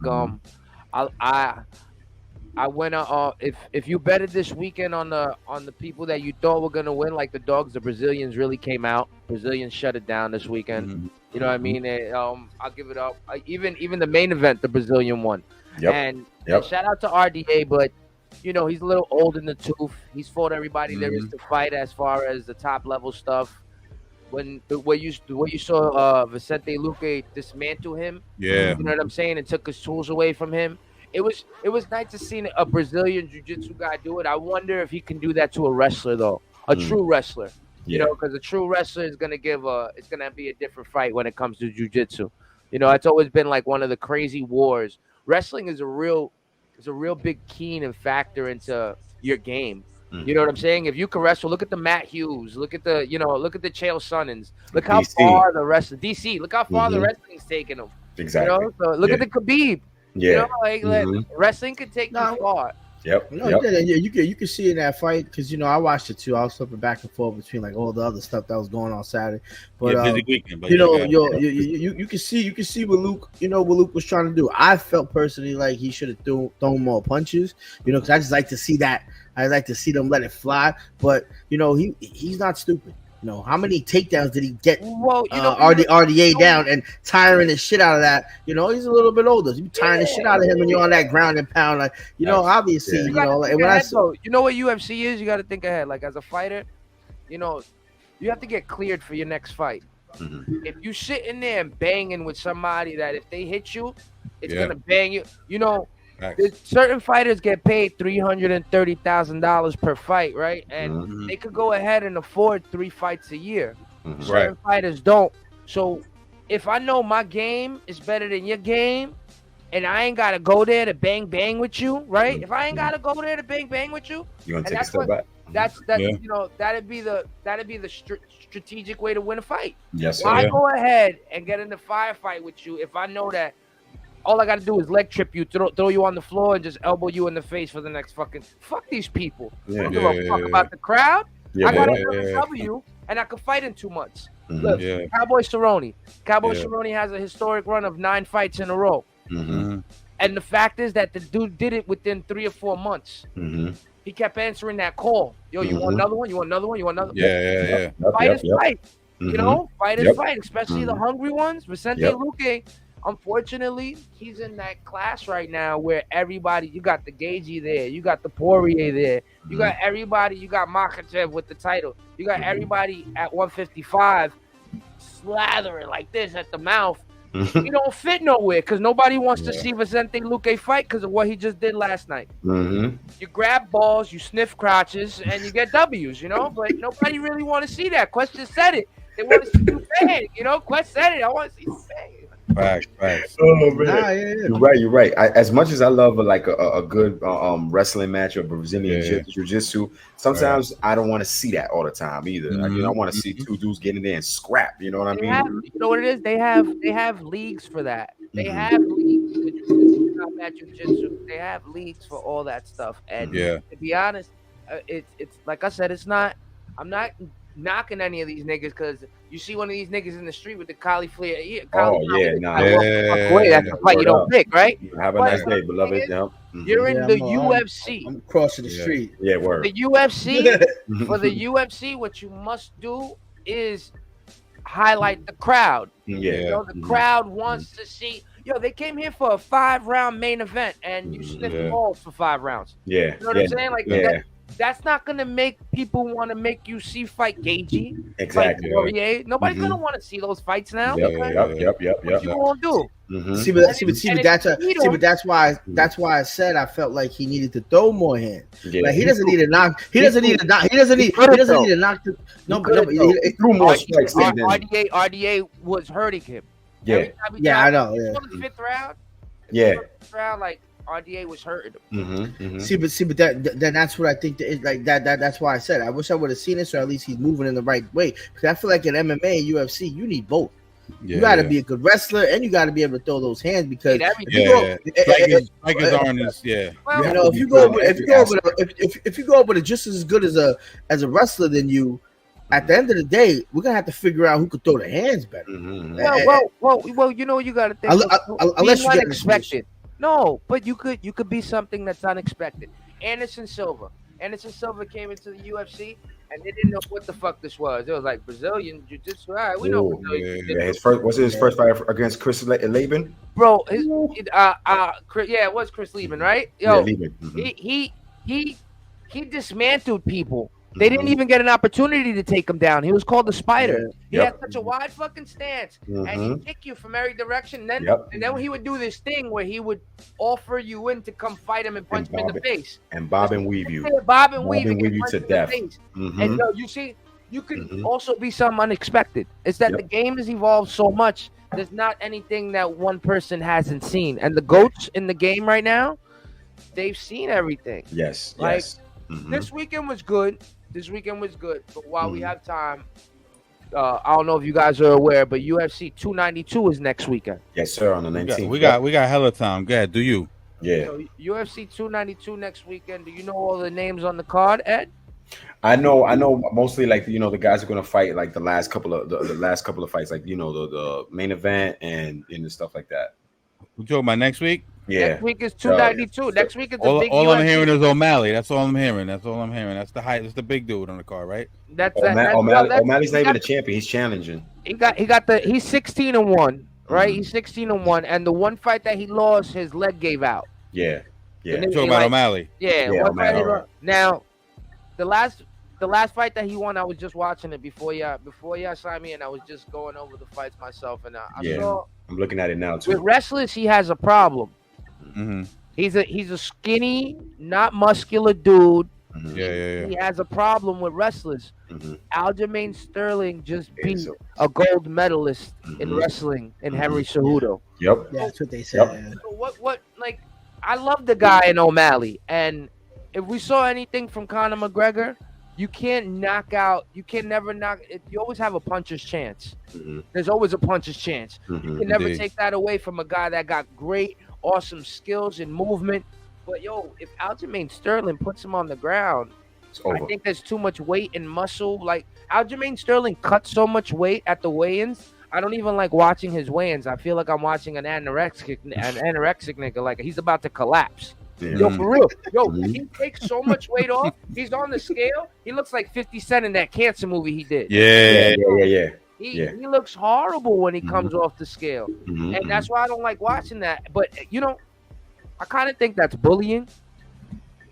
I kind of think that's cheating, my nigga. Like, if you naturally weigh 160 pounds, right? Right. And you cut down to 135 pounds to fight, right? Just to retain all the muscle, but you deplete all the liquids in your body. That's like cheating. Yeah, you're right. Like, in my opinion, that's like bullying. That's like you should be fighting in an upper weight class, but I'm gonna pick on these niggas that are naturally this weight class. You're right. So why do you say that? Do you say that? My bad. But no. Go ahead. What do you think? G, do you say that only because like these fighters, we need more weight classes. No, but do you say that because these fighters can't either like just fight in that weight class or just because they can't maintain their weight and get their strength to fight in that class? Why do I think weight cutting is bad? I think weight cutting is really bad because of the way it depletes the body. Mm-hmm. It's not a natural. It's not like fasting. With fasting, it's a certain amount of hours through the day. With weight cutting, it's pure torture. Like it's torture on your body. You're depleting all your body of hydration and not naturally. Right. Weight cutting is a forcing it. It's water weight. It's water weight. Not fat. Yeah. So all you do is keep muscle on you. It's really unhealthy for your organs. And then but that's unhealthy. Look, you know what you have to do? Think about this. They fight on Saturday night. Friday night they do the weigh-ins. So at Friday night he goes down to 135. Yeah. Saturday night he goes to fight. He bulks back up. They rehydrate. You rehydrate and go back up to what? His 160. And that's what I was gonna say. They don't have like a rehydration clause. Like sometimes boxers be doing that shit. It's very rare boxers do that. But I've seen in weigh-ins. I've seen weigh-ins for the UFC that they come in weighing a certain like when they're facing the fighters, when they putting the fighters together, they'll come in overweight and they'll make them go to the back and make them. I see dudes passing out before. My exactly. Nigga. Can't even step on the scale. Right on the scale. Boom. Pass out. Yep. I just did it. I just cut 30 pounds. Like in the last 4 months, you guys know that shit, and that shit is torture, bro. You're physically not at your peak when you do that. G, this dude is fighting all these people, and they're naturally like one. That's their weight. Yo, like Henry, they would make that shit even without a sweat. Yes. Henry. All right, let me put the ratio on to you. Henry Cejudo and him fighting. Henry Cejudo was the ex-champion, gave up his belt, retired, and came back to fight him off of retirement. Let me explain something. Let me explain something to you. Henry Cejudo is like your height fighting John. Mm-hmm. That's what the fight looked like against Aljamain Sterling. Your height fighting John. But you guys are the same weight.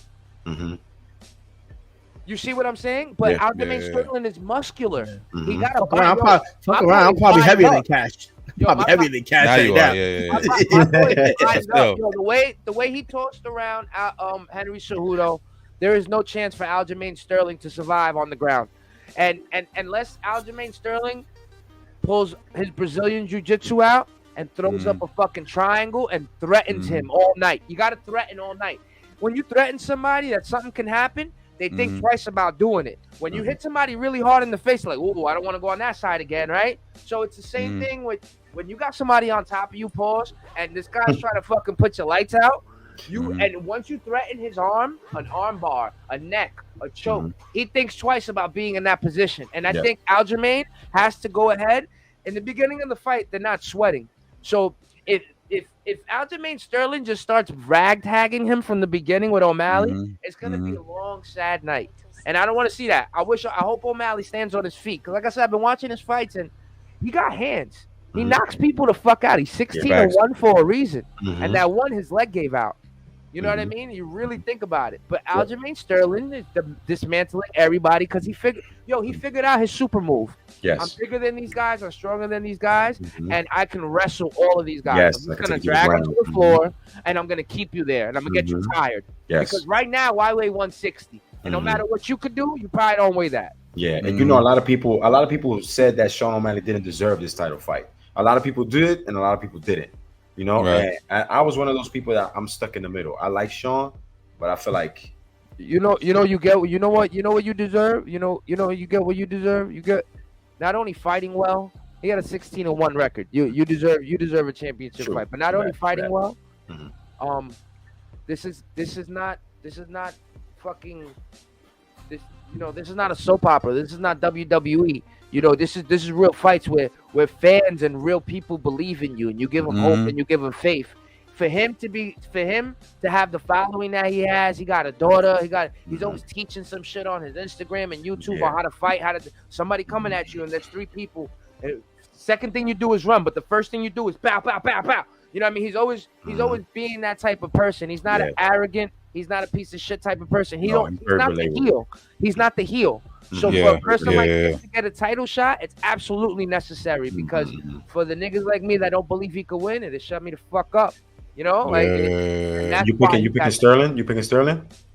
I know Sterling's gonna win. I'm picking O'Malley though. Yeah, I'm picking O'Malley. No, I'm picking O'Malley. I'm the same way. I'm on the same boat as you. I love Sean. I'm gambling on O'Malley though. Yeah, I'm gonna throw money on O'Malley though. I'm in the same boat as O'Malley. Who's the favorite? What are the odds? You guys know the odds or not? I'll find it right now. I got it right here. It's Sterling 260 minus 265. Sean plus 215. Okay. So you put 100. You put 100 on. You put 100 on Sean. You get 215 back. You put 265. You only get 100 from Sterling. Yeah. So I'm gonna bet on Sean too. Yeah. And I love Sean. Why wouldn't you? Why wouldn't you with those odds? Even if you put 10, you come off. Why wouldn't you with those odds? And, you know, and Sean is the number 2 bantamweight. He's, you know, so he's well deserved for this fight. I'm just.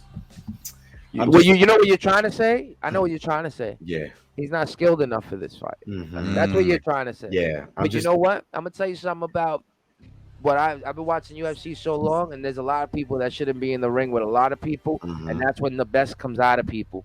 You know what I'm saying? Like I'm wearing the Dragon fight up to your competition, no doubt. I'm wearing a Dragon Ball t-shirt. There you go. What does Goku do every time? Oh man, he pulls the card out, right? Yeah. UFC fighters, they pull the ace. They pull the ace out sometimes. You're like, oh. G, I know you're a big UFC fan like me. You remember when what was his name? Matt Sierra fought GSP? Nobody gave Matt Sierra a chance, and what he did, Matt Sierra knocked him the fuck out. Knocked him the fuck out, yo. Knocked him the fuck out. Yeah, so what happened the second fight, right? Oh yeah, of course. GSP came out and said, "Nah, dude, it's your time to go to sleep." Listen, you as long as you get one in life, just be happy with it. Yeah, word. You got Zhang Wei Li, Wei Li Zhang, my bad, versus Amanda Lemos. I don't think Amanda Lemos got anything for her. Yeah, there's no odds on that either. So you remember when Jing Lee nodded Joanna? Yeah, that head nod, right? Yeah, that was bad. Yeah, would you date it? Would you date a chick that's a UFC fighter? Me? I probably would. Hell no. I would. But what if she did that though? Legit, one night I was arguing and she was like, "You really want these hands?" Like, what if she said that to you? What do you do in that position? Because if you bust her shit, you going to jail, right? But if she busts your shit, you look like a bitch. That's what I'm saying, yo. I'm not doing that shit because I know I'll fuck around and I want to get into argument, raise my voice. I'll wrestle her down like an alligator, and I'll wrestle her down like an alligator. Until she puts you down in the armbar and break your shit. And then when the cops come, yo, he hit me first. Yo, she hit me. She hit me like this. Yo, you know who I'm excited? You know how I'm excited in this card now that I said. That's when you gotta deprive him of the D. That's how you. That's how I know. You saw Marlon Vera, right? No, not even Marlon Vera. Chris Weidman, bro. Where do you see him? He's on the card. He's fighting. Yeah, he's fighting Brad Tavares. On the prelims? Yeah, no, he's on the prelims. Nah, he's the main event on the prelims. Yeah. Oh, he's the main event in the prelim. But I'm excited to see him back after the last group. After he broke his leg. Yo, son, you retire, son. Keep your name and retire, bro. What the fuck is wrong with these niggas?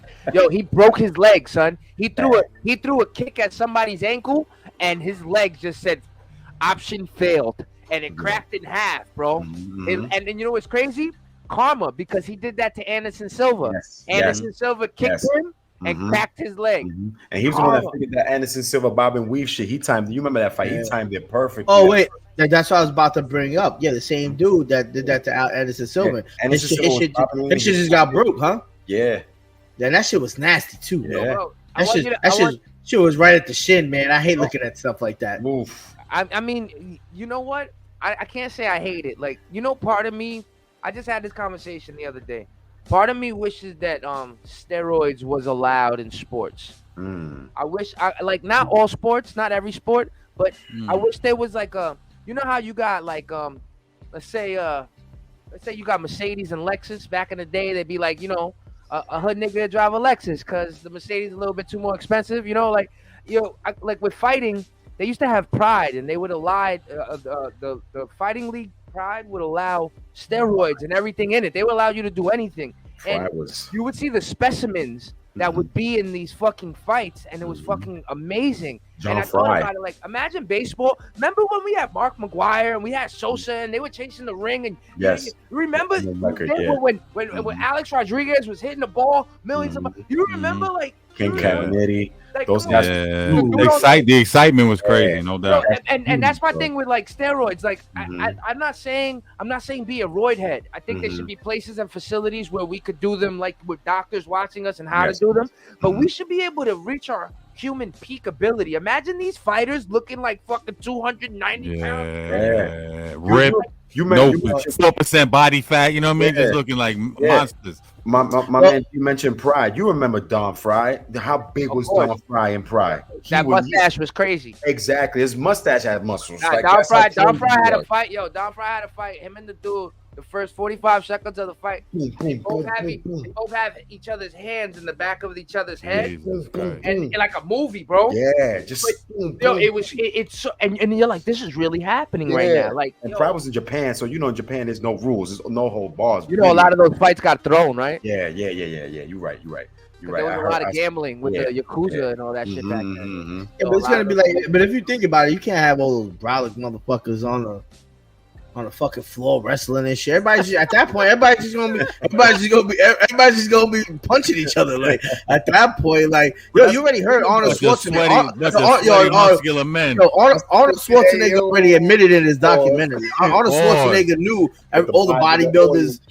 You know, all the bodybuilders was using steroids back then, which is crazy because you would think for a bodybuilder tournament there would be no steroids allowed, right? True that. You know what I mean? But Arnold Schwarzenegger admitted in his documentary they were all on steroids. They knew the cycles. They were taking it with doctors. They knew when to be on, be off. There's a reason. Look, there's a reason. Like, you know, like I seen Oppenheimer. You know, like we us as human beings, we got these brains and we invent shit. And the human body is a specimen at the end of the day. There's people that do things with amputees. There's people that do.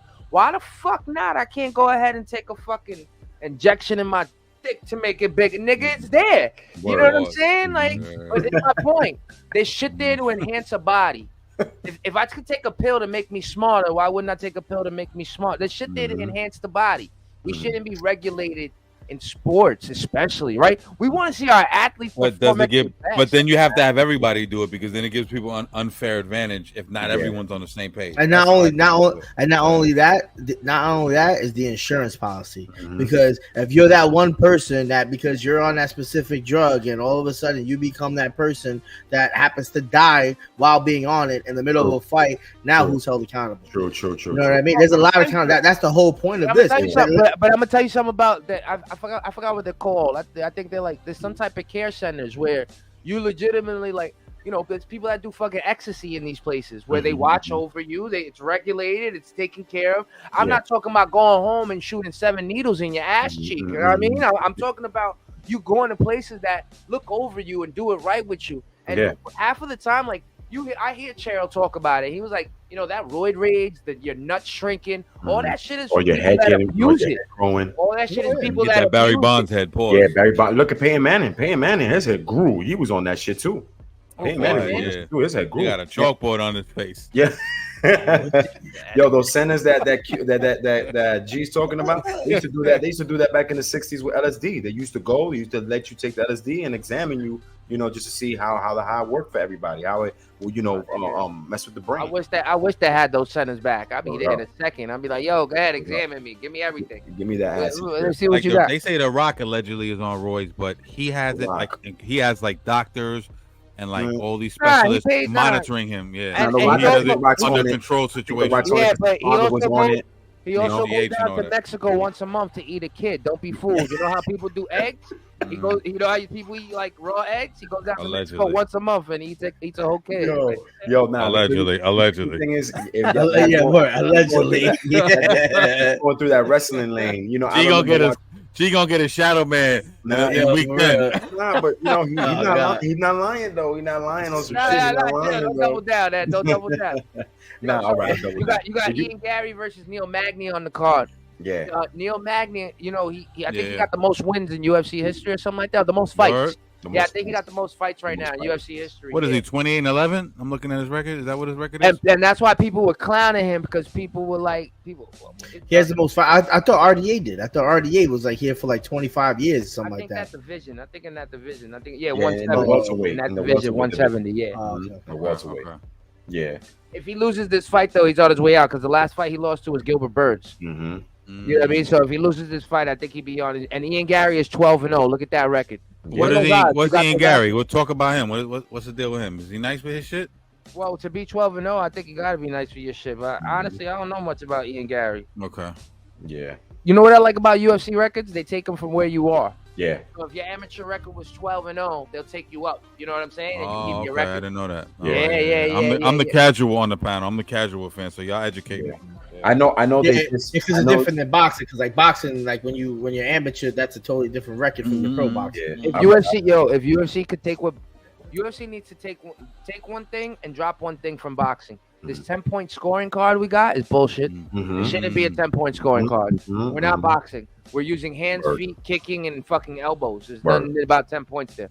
And then this other thing that bugs me the fuck out is we need to switch off on weight classes. We need like the boxing has a 50 million weight classes and shit. You'll have a boxer that has titles in 5 different weight classes and shit. Divisions, like, wow, See, UFC, if they had that, the fights would be so much more even. Yeah. If they had more weight classes, we would have more championships. I agree 100%.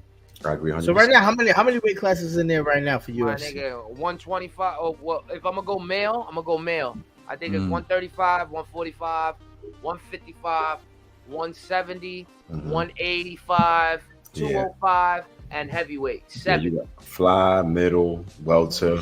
7 in male. And female might have 1 extra one. Yeah, because they got a straw female weight. Don't have heavyweight. Yeah, female don't have the big bitches.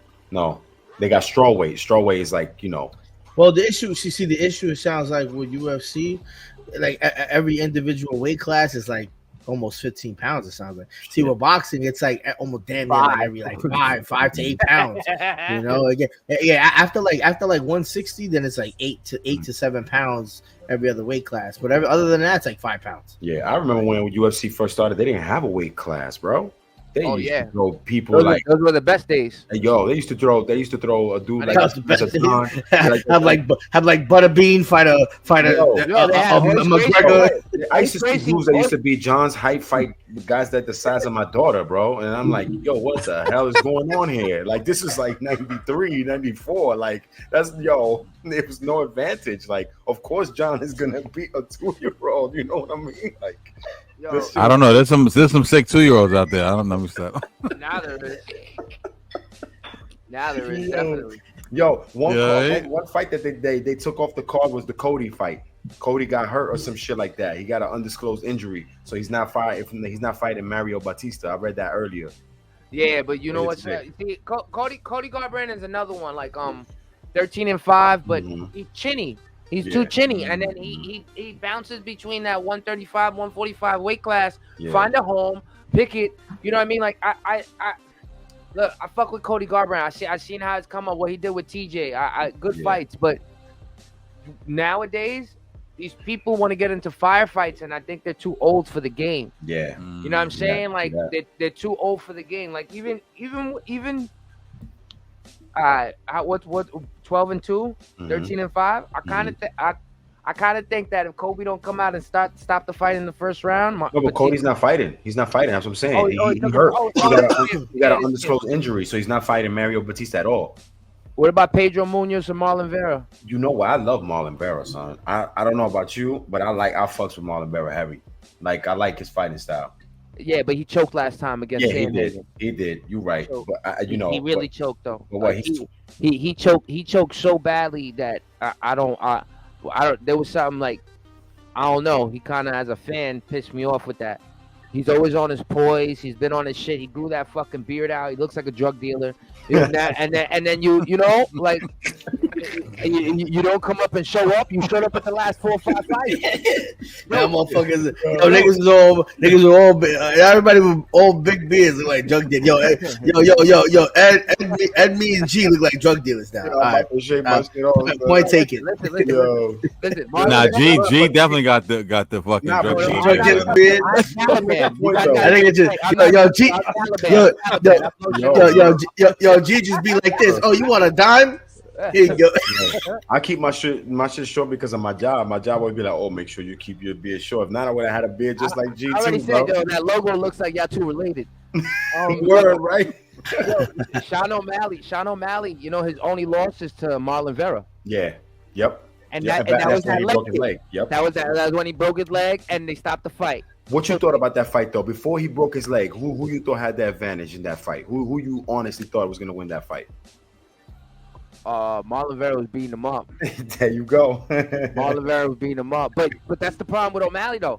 O'Malley's not out till he's out. Mm-hmm. O'Malley got hands. You saw it with Piotr Jan. In that third round, in that second round, O'Malley got hands. It's that he gets a little cocky in his fighting.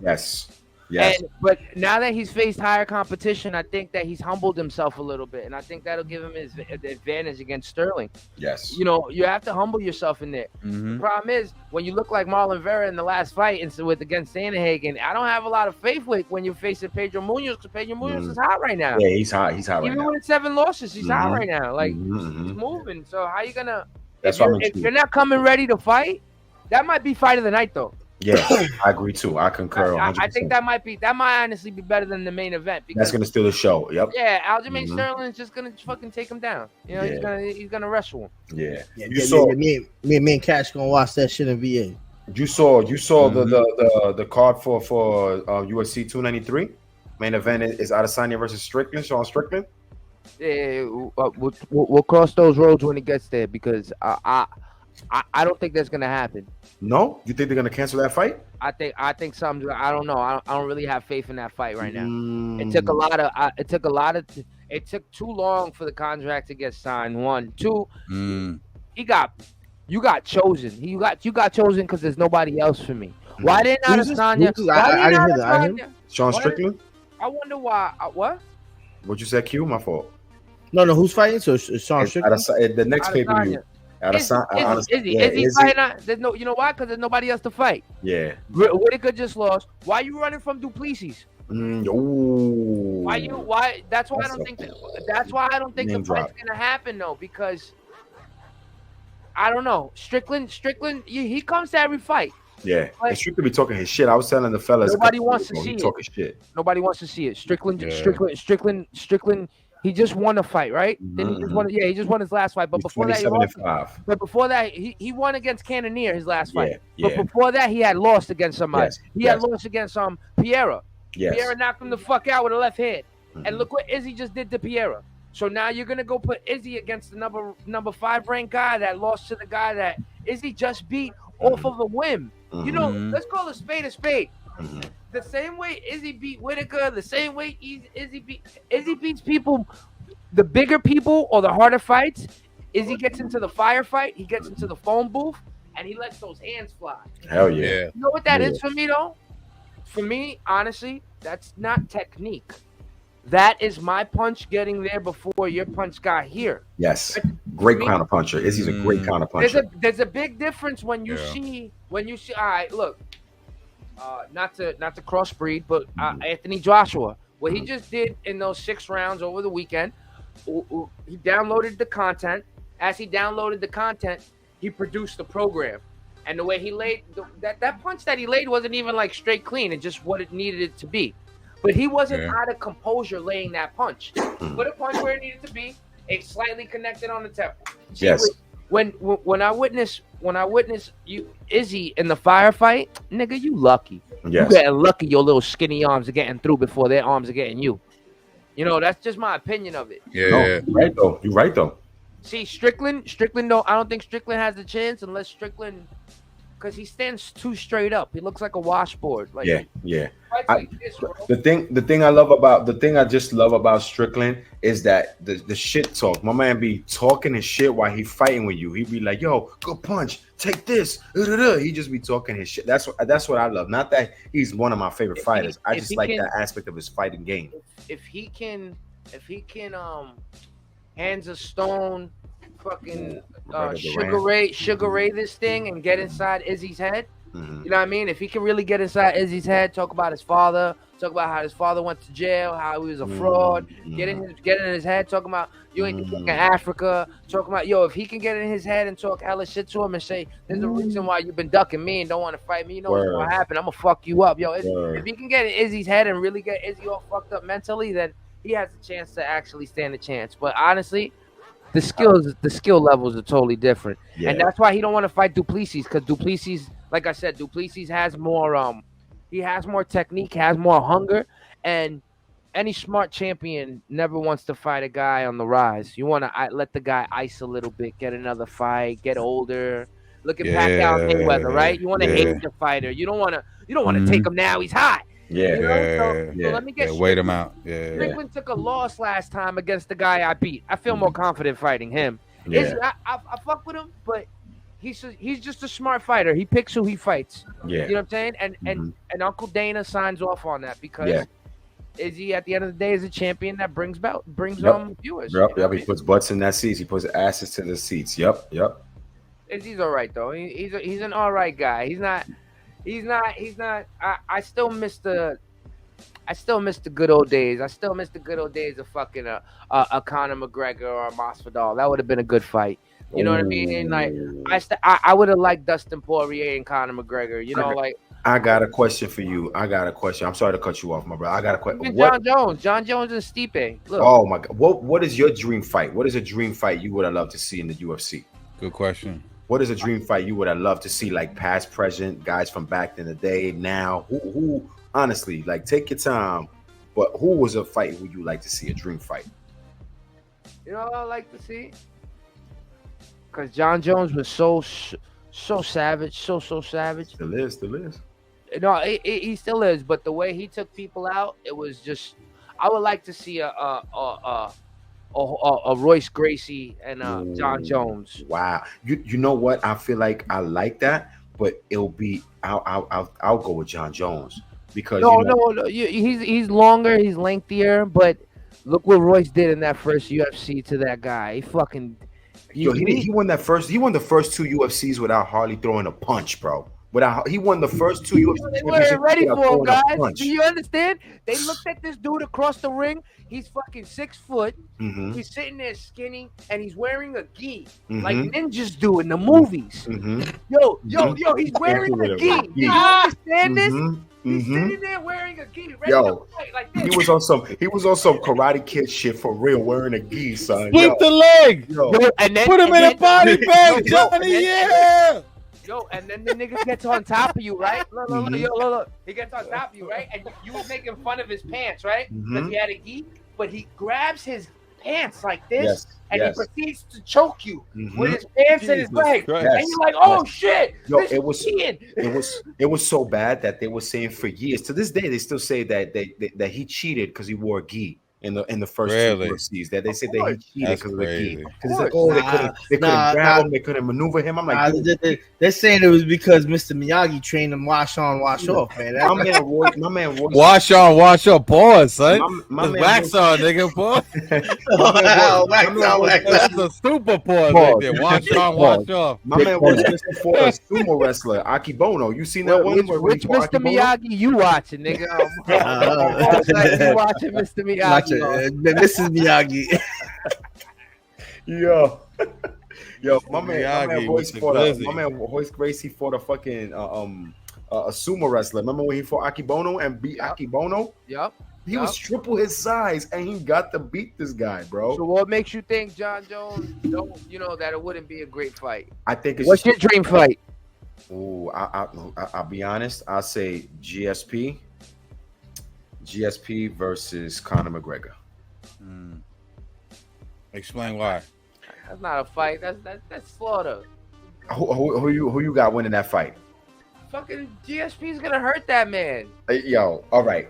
The reason why I like that because Matt Serra knocked him the fuck out. So you think because you know how Conor is. Conor comes in talking his shit. He will get underneath your skin no matter how cool, calm, he knows how to sell a fight. Exactly. You know what I mean? He's a marketing hype. I think right now. Yeah. Exactly. So Conor will get underneath your skin no matter how cool, calm, and collective you are. Right. GSP was the calm guy. Yo, I'm gonna let my skills talk for him. But GSP has also been known that if you get underneath your skin, that's an advantage you got against you. So I feel like, Conor could come in with that one punch power he got, but I agree with my man G. I feel like GSP will destroy him too. I got a question. I just would like to see that, just to see the element of that fight. I saw some. I feel like from Conor like about a week or so ago, talking about a big announcement coming soon. What's on the horizon for him right now? Going to WWE. And two-part question, hold on. And you think he's washed as a fighter? I know he sells fights and he's a good marketer for the UFC, but is he washed as a fighter? You think? You want to hit this up?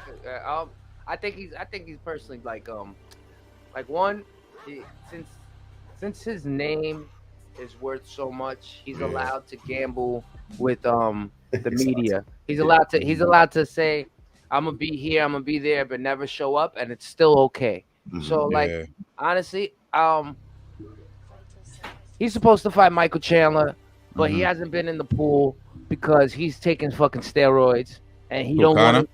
Of course, look, him and Chris Weidman suffered the same injury. It took Chris Weidman about 2 years to come back. It took Conor about a year. What, the ankle? Was it like ankle or some shit? A broken ankle, right? It's not an ankle, nigga. It was a high ankle. It was like a Gordon. It was like a Gordon. The shin. It's the shin snapping in half. Yeah, word. It's the shin snapping in half, nigga. So Chris Weidman, when we go see him fight, right, this weekend, you're gonna see his body's natural. All the pictures you've been seeing of Conor, that nigga swole. He's 200 pounds, but he's big as fuck. Nice 200. But I've been hearing.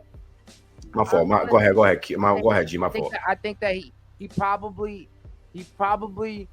his announcement will be a lie if it pertains to anything him fighting again. I don't think he should fight again. I think he should die on the hill that he's on. He got beaten by Dustin Poirier twice. Anything that he comes out on, unless he picks a big name fight, it's gonna be him picking on somebody, and we're not really gonna. When it's not really, I don't even think it gets him out of bed. Like I said last time, Marvin Hagler said it's hard to get out of bed with $2 million. Sleeping in when you're sleeping in silk sheets. Yeah, no doubt. So you got to you with Conor. I don't think Conor. Not hungry anymore. A fighter's gonna be a fighter, but he ain't hungry. He don't want to fight no more. What do you think about my bad, Ed, what do you think about like boxing versus MMA? Like you got Tyson Fury and Francis Ngannou coming up. What do you think? Are you fan Francis Ngannou? You gotta say it right. Francis Ngannou. Nah, let me stop. But before we touch up on the Francis Ngannou Tyson Fury, I could just going back to the Conor McGregor thing. I feel like I've been hearing rumors for a while now that Conor might go to the WWE shit. He might do that wrestling shit. I don't even think I can see him doing that. I can see him might go the Ronda Rousey route. That'd be dope. That'd be dope. I see that's his lane. He got the personality for that. He got the personality. He's great on the mic. Imagine him in that WWE lane. I feel like in the mic. Well, you do know UFC and WWE are under the same umbrella now. Yep, because they bought WWE. Yep, they bought WWE. The theory is, and that's the smartest theory in the world, because all these people are independent contractors. Mm-hmm. All these people, they work, they get a job, and the job is to either go perform, beating somebody up, or go perform acting like you're beating somebody up. Mm-hmm. So they're independent contractors. It would be genius as a fighter. I'm at the end of my career, but I got a big fan base. Mm-hmm. Instead of me going in for real banging my head up, I could bang my head up for fake on WWE, right? And still keep my fan base and people fuck with me. So it's a genius. I hope Conor make bread. You know what? No, they make super bread. If he crosses over, Conor only has like me as the reason I don't think Conor could do it though is because of the consistency. No, but that's the thing I'm about to say right now. As a wrestling fan, I'm a wrestling fan too. I fuck with WWE, all that shit. Anyway, I feel like he is just gonna be like the type of guy fight like 4 pay-per-views a month. Talk on the Monday Night Raws and the SmackDowns, but he'll fight on the biggest stages like Royal Rumble. I don't even think they do 4 pay-per-views a month. Exactly, So he'll do the big stages like Royal Rumble, WrestleMania, SummerSlam, etc., and just talk shit the rest of the fucking year. You know what I mean? But he'll be that's the safer route instead of he ain't gonna be no road warrior like the 80s. You know what I mean? Until I see it, it's a dissatisfying thought. Yeah, you're right. Until I see it, that's just a nasty thought. Think about what Conor's accomplished beating people up in real life, and now I'm gonna put my fake glasses on and watch you fucking do it for fake. Like I don't even like watching that shit with fucking Logan Paul or Bad Bunny. I watch that shit and I'm like, this is so trash. Like, yeah, but for certain people worked out. I remember when Ken Shamrock did it back in the late 90s. Nigga, but I didn't know Ken Shamrock. I didn't know Ken Shamrock was a UFC fighter. I only thought he was a fucking WWF fighter. He was the original shoot fighter. He was the original shoot video fighter. Game. That's all I know him from. He did the ankle video game. But Ken Shamrock was the original shoot fighter. Like bare knuckle shoot fighter in the UFC. You know the story, right? He was an orphan and all that. Yeah. He was an orphan. The only thing I was good at was fucking beating bullies up because I didn't like bullies picking on other people. Yeah, Frank Shamrock's father adopted him and shit like that and all that. Yeah, but like people like him, people like Dan Severn, even Dan Severn transitioned into WWF, WWE. You know what I mean? And he was a decorated fighter. Like I said, I think for them.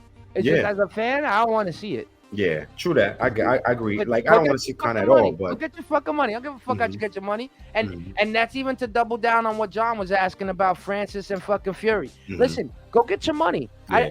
However you guys get your money, go get. As a fan, do I wanna keep seeing a person like Jake Paul take out a Nate Diaz, a fucking Ben Askren, Nate Robinson? Do I want to see a person? Yeah, novelty fights. Yeah. Tyrone Woodley. These boxing. These fights have been around for. Look at Sticky Fingers. These fights have been around for forever. Where celebrities, sideshow shit. Yeah. It's been around for forever. So what can I say about it? Like we all. At some point, we all look at the Aaron Carter. Remember Aaron Carter and like Lamar Odom and shit. Like, think about this bullshit, right? Like, I don't watch none of that shit to be honest with you. No, but we don't like Adrian Peterson versus Le'Veon Bell. Son. Like, it's just they're weird fights, and at the same time, look. At least Jake is actually trying to get in there and train. You know what I mean? I'm not a super big fan of him, but but look, he's actually in the gym work. He's really trying to perfect his craft. You can say the same thing about KSI. He's fighting Tommy Fury next in October. Wait, I thought he was doing. I thought he was doing Logan Paul again. Tommy Fury next in October. Yeah. Tommy Fury probably wins about that. Him. And that's the thing about boxing, though. You know, with boxing, and I'm not taking shit away. The honest truth is, it's a formula, and if you're a person that can learn that formula, yo, call it what you want. Get your fucking money. Francis Ngannou still has a boxer's chance with Tyson because he punches so hard and because he's so big. But you know, Francis is a wild swinger too, though. Yeah. Wild swinger. He's skilled, and Mike Tyson's training him. Oh yeah. You gotta remember. Here we go. Sideshow. That's what I just said. Sideshow. Mike Tyson ain't trained nobody in his life. Exactly. Mike Tyson's known for this, though. You know, if there's one thing he's known for, like. Yeah, Mike Tyson is no customato. You know what I mean? I'm gonna absorb those punches you're gonna throw. I'm gonna get as close as I can. You see a lot of this in your kidneys. You're living in your kidneys, and I'm gonna just try to uppercut your shit. Yeah, uppercuts and body and hooks to the body. Yep. I say this: if Tyson Fury survived the Bronze Bomber, he gonna make light work out of Francis. That's just my opinion. Yeah, 100%. That's my opinion. That's just my honest opinion. If Deontay Wilder couldn't finish him off in his sport, and then you got this guy coming into your sport, I don't see Francis. So what do you think about Wilder versus Joshua next? Oh, he gonna body. Wilder gonna watch. Wilder's gonna sleep Joshua. He's talking about Anthony Joshua. He don't even know who he is. Like he's gonna sleep him in 6 rounds. Hawthorne said, he don't even know who he is. Honestly, I don't think that fight's gonna happen. He's been ducking him for 6 years. I think he's gonna continue to duck him. Joshua asked for him.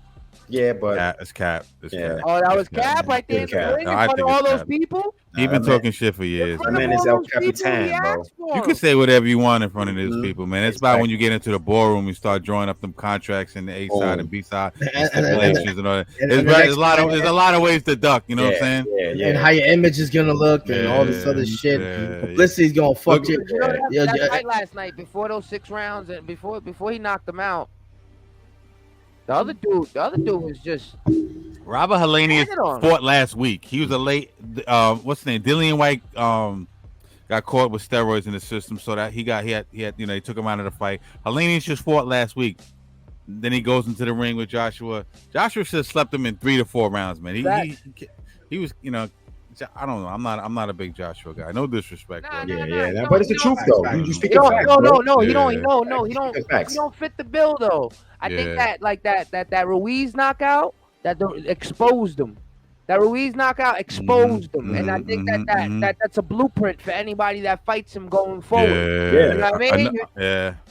Yo, he don't have a chin. His chin is not as great as it seems. He made his bones off the Klitschko fight, man. That was an epic comeback, and he's an Olympic gold medalist. But he fought Klitschko at the end of his career. But he was the first nigga. He was the first nigga to reign his end. But it's always somebody that ends your reign. It's always one person that ends your reign. Not everybody out here is Floyd Mayweather that's gonna end. Oh no, he wasn't. Matter of fact, Tyson Fury was the first one to beat him, right? Yeah, it wasn't even. What do you think about Floyd Mayweather? What do you guys think about Floyd Mayweather doing these fights like this? We just talked about that. We said the same shit. Sideshow. We don't like it. I think it hurts. I think it hurts his legacy, but he's getting the bag. But I think it does hurt his legacy, man. I don't want to see Floyd in these fights. You don't want to see none of these fights. Nah, I don't. Jake Paul and all these other. I don't want to see none of that shit. I don't want to see Jake Paul when he knocked out my man Nate Robinson out and shit. I'm like, they don't want to see that. So Paul and Diaz in MMA. You don't want to see that? I would like to see that because that's part of the crossover thing. I would like in the cage. Yeah, because he called. He said, "Yo, give me 10 mil." He probably kills Jake, man. Yeah, because people forget Nate Diaz is a dog in the cage, bro. Boxers can't get in the cage, bro. That's why they're staying in the boxing ring. That's why. I'll keep it a buck, and we can end it on this note too. But G, you always know how I felt. I can't stand when an MMA dude comes into the ring the same way that and they get washed and it almost looks like they can't even fight. No, they got to be put into their own element. You can't have 2 birds fighting a cage and then a fucking wild ass bald eagle fight a pigeon in a forest, bro. A carpenter can't fix your toilet. You know what I mean? A carpenter can't fix your toilet, and a plumber can't build you a bookshelf. You feel what I'm saying? You can't make a squirrel fight a snake. Like it's two different shits. Like, so do you guys think it's boxers picking on MMA dudes when they do this? Because Jake Paul's not the only person to do it. There's triad promotions. There's mad promotions. I think there's big money in this shit, so that's why they're doing it. I mean, fucking for Christ's sakes, Muhammad Ali fought Antonio Aoki in the 70s. That's where it first started. Hulk Hogan fought Rocky Bout now. Thunder Lips, not even Hulk Hogan. You know, like Thunder Lips. It's gonna like this stuff is always gonna happen. That's a corn movie name. That's a crazy name. Yo, let's be honest. Exhibitions are always gonna happen, but we're like, but with Logan Paul, man, we gotta understand, like, he wants to be a certified boxer, fight certified boxers, and I think we could all agree on that. Jake, whatever, one of the Paul brothers, man. See that? I really don't care. Logan actually in the WWE now, and Logan about to go into Bellator or some shit like that and fight somebody in the octagon, some shit like that, right? Or in the boxing ring. I forgot what he's doing. They got to stop damaging. Get that bag, like we said. It just looks nasty. It just looks nasty. It's nasty culture. It's nasty culture. It's just all I know. Like, by any means necessary. You know what I'm saying? Like, by any means necessary, I'm gonna get that money. All I know is that. Go ahead. Oh, my bad. All I know is that I want to meet. While y'all fighting dudes by the pool, I want to meet a dude's granny that her name is Thunder Lips. That's all I want. That's all I want. That's it. I want the Thunder. I want the Thunder Lips. Would y'all take a bag though to fight somebody? You know what? Yeah. Right? It depends who I'm fighting. I want to survive too. Like, the fuck, man. Like, if it's MMA, I ain't fighting nobody. MMA, I come out with like a dislocated, broken leg, hip, and shit. Like, maybe if in a boxing thing, like, that's a little. Richer though. How much? $50K. Nah, I'm good. I don't need that. If he knocks you out and get fight of the night, it's another $50K. So look, you get $100K for getting out. Trust me, man. I'm good, bro. I ain't rich, but I don't need that. You need talking to millions, B. Like, 50K, nothing. I could blow 50K on a bad weekend. I'll good weekend. That shit nothing. That shit's like a down payment on a crib. What the fuck? That's not even a down payment on a crib. On that note, you get more though. You win, you get more. That's it. That's just like nice. So fucking man. So basically, we don't want to see all that, but it was a great night, yo. You know, we had Fred Hawthorne on here talking all the. You know, when he talk on top conversations, you know, we had him on. It's Drunk Sports Combat Sunday. You know, we had to bring G on. You know, and we're gonna have another good week next week, man. We got some big fights coming up next week, so we're gonna peep that. You know, we're always gonna come back to this. We're gonna end the night with a shot, as always, right? Shout out to the inaugural episode of Drunk Sports Combat, baby. That's it, man. Oh, it's the second one. Oh, second one, my bad. Yeah, second one, man. Yeah, it's it. So everybody just, you know, you take your shots. People like, subscribe, share to your mother, share to your grandmother, share to Thunder Lips. You know, definitely share the Thunder Lips. Yo, we out of here. We're here for stay. You know what I mean? That's mad weird. The Dorothy Mantus of the world. That's a mad weird name, though. Like Thunder Lips. All right, and we out, y'all. Thunder Top. Let's go. Shout out to Thunder Top. Salud. Yeah, man. Salud. Yo, Quest, I'll upload this thing on Center, all right? See y'all next week. All right, peace. All right, peace.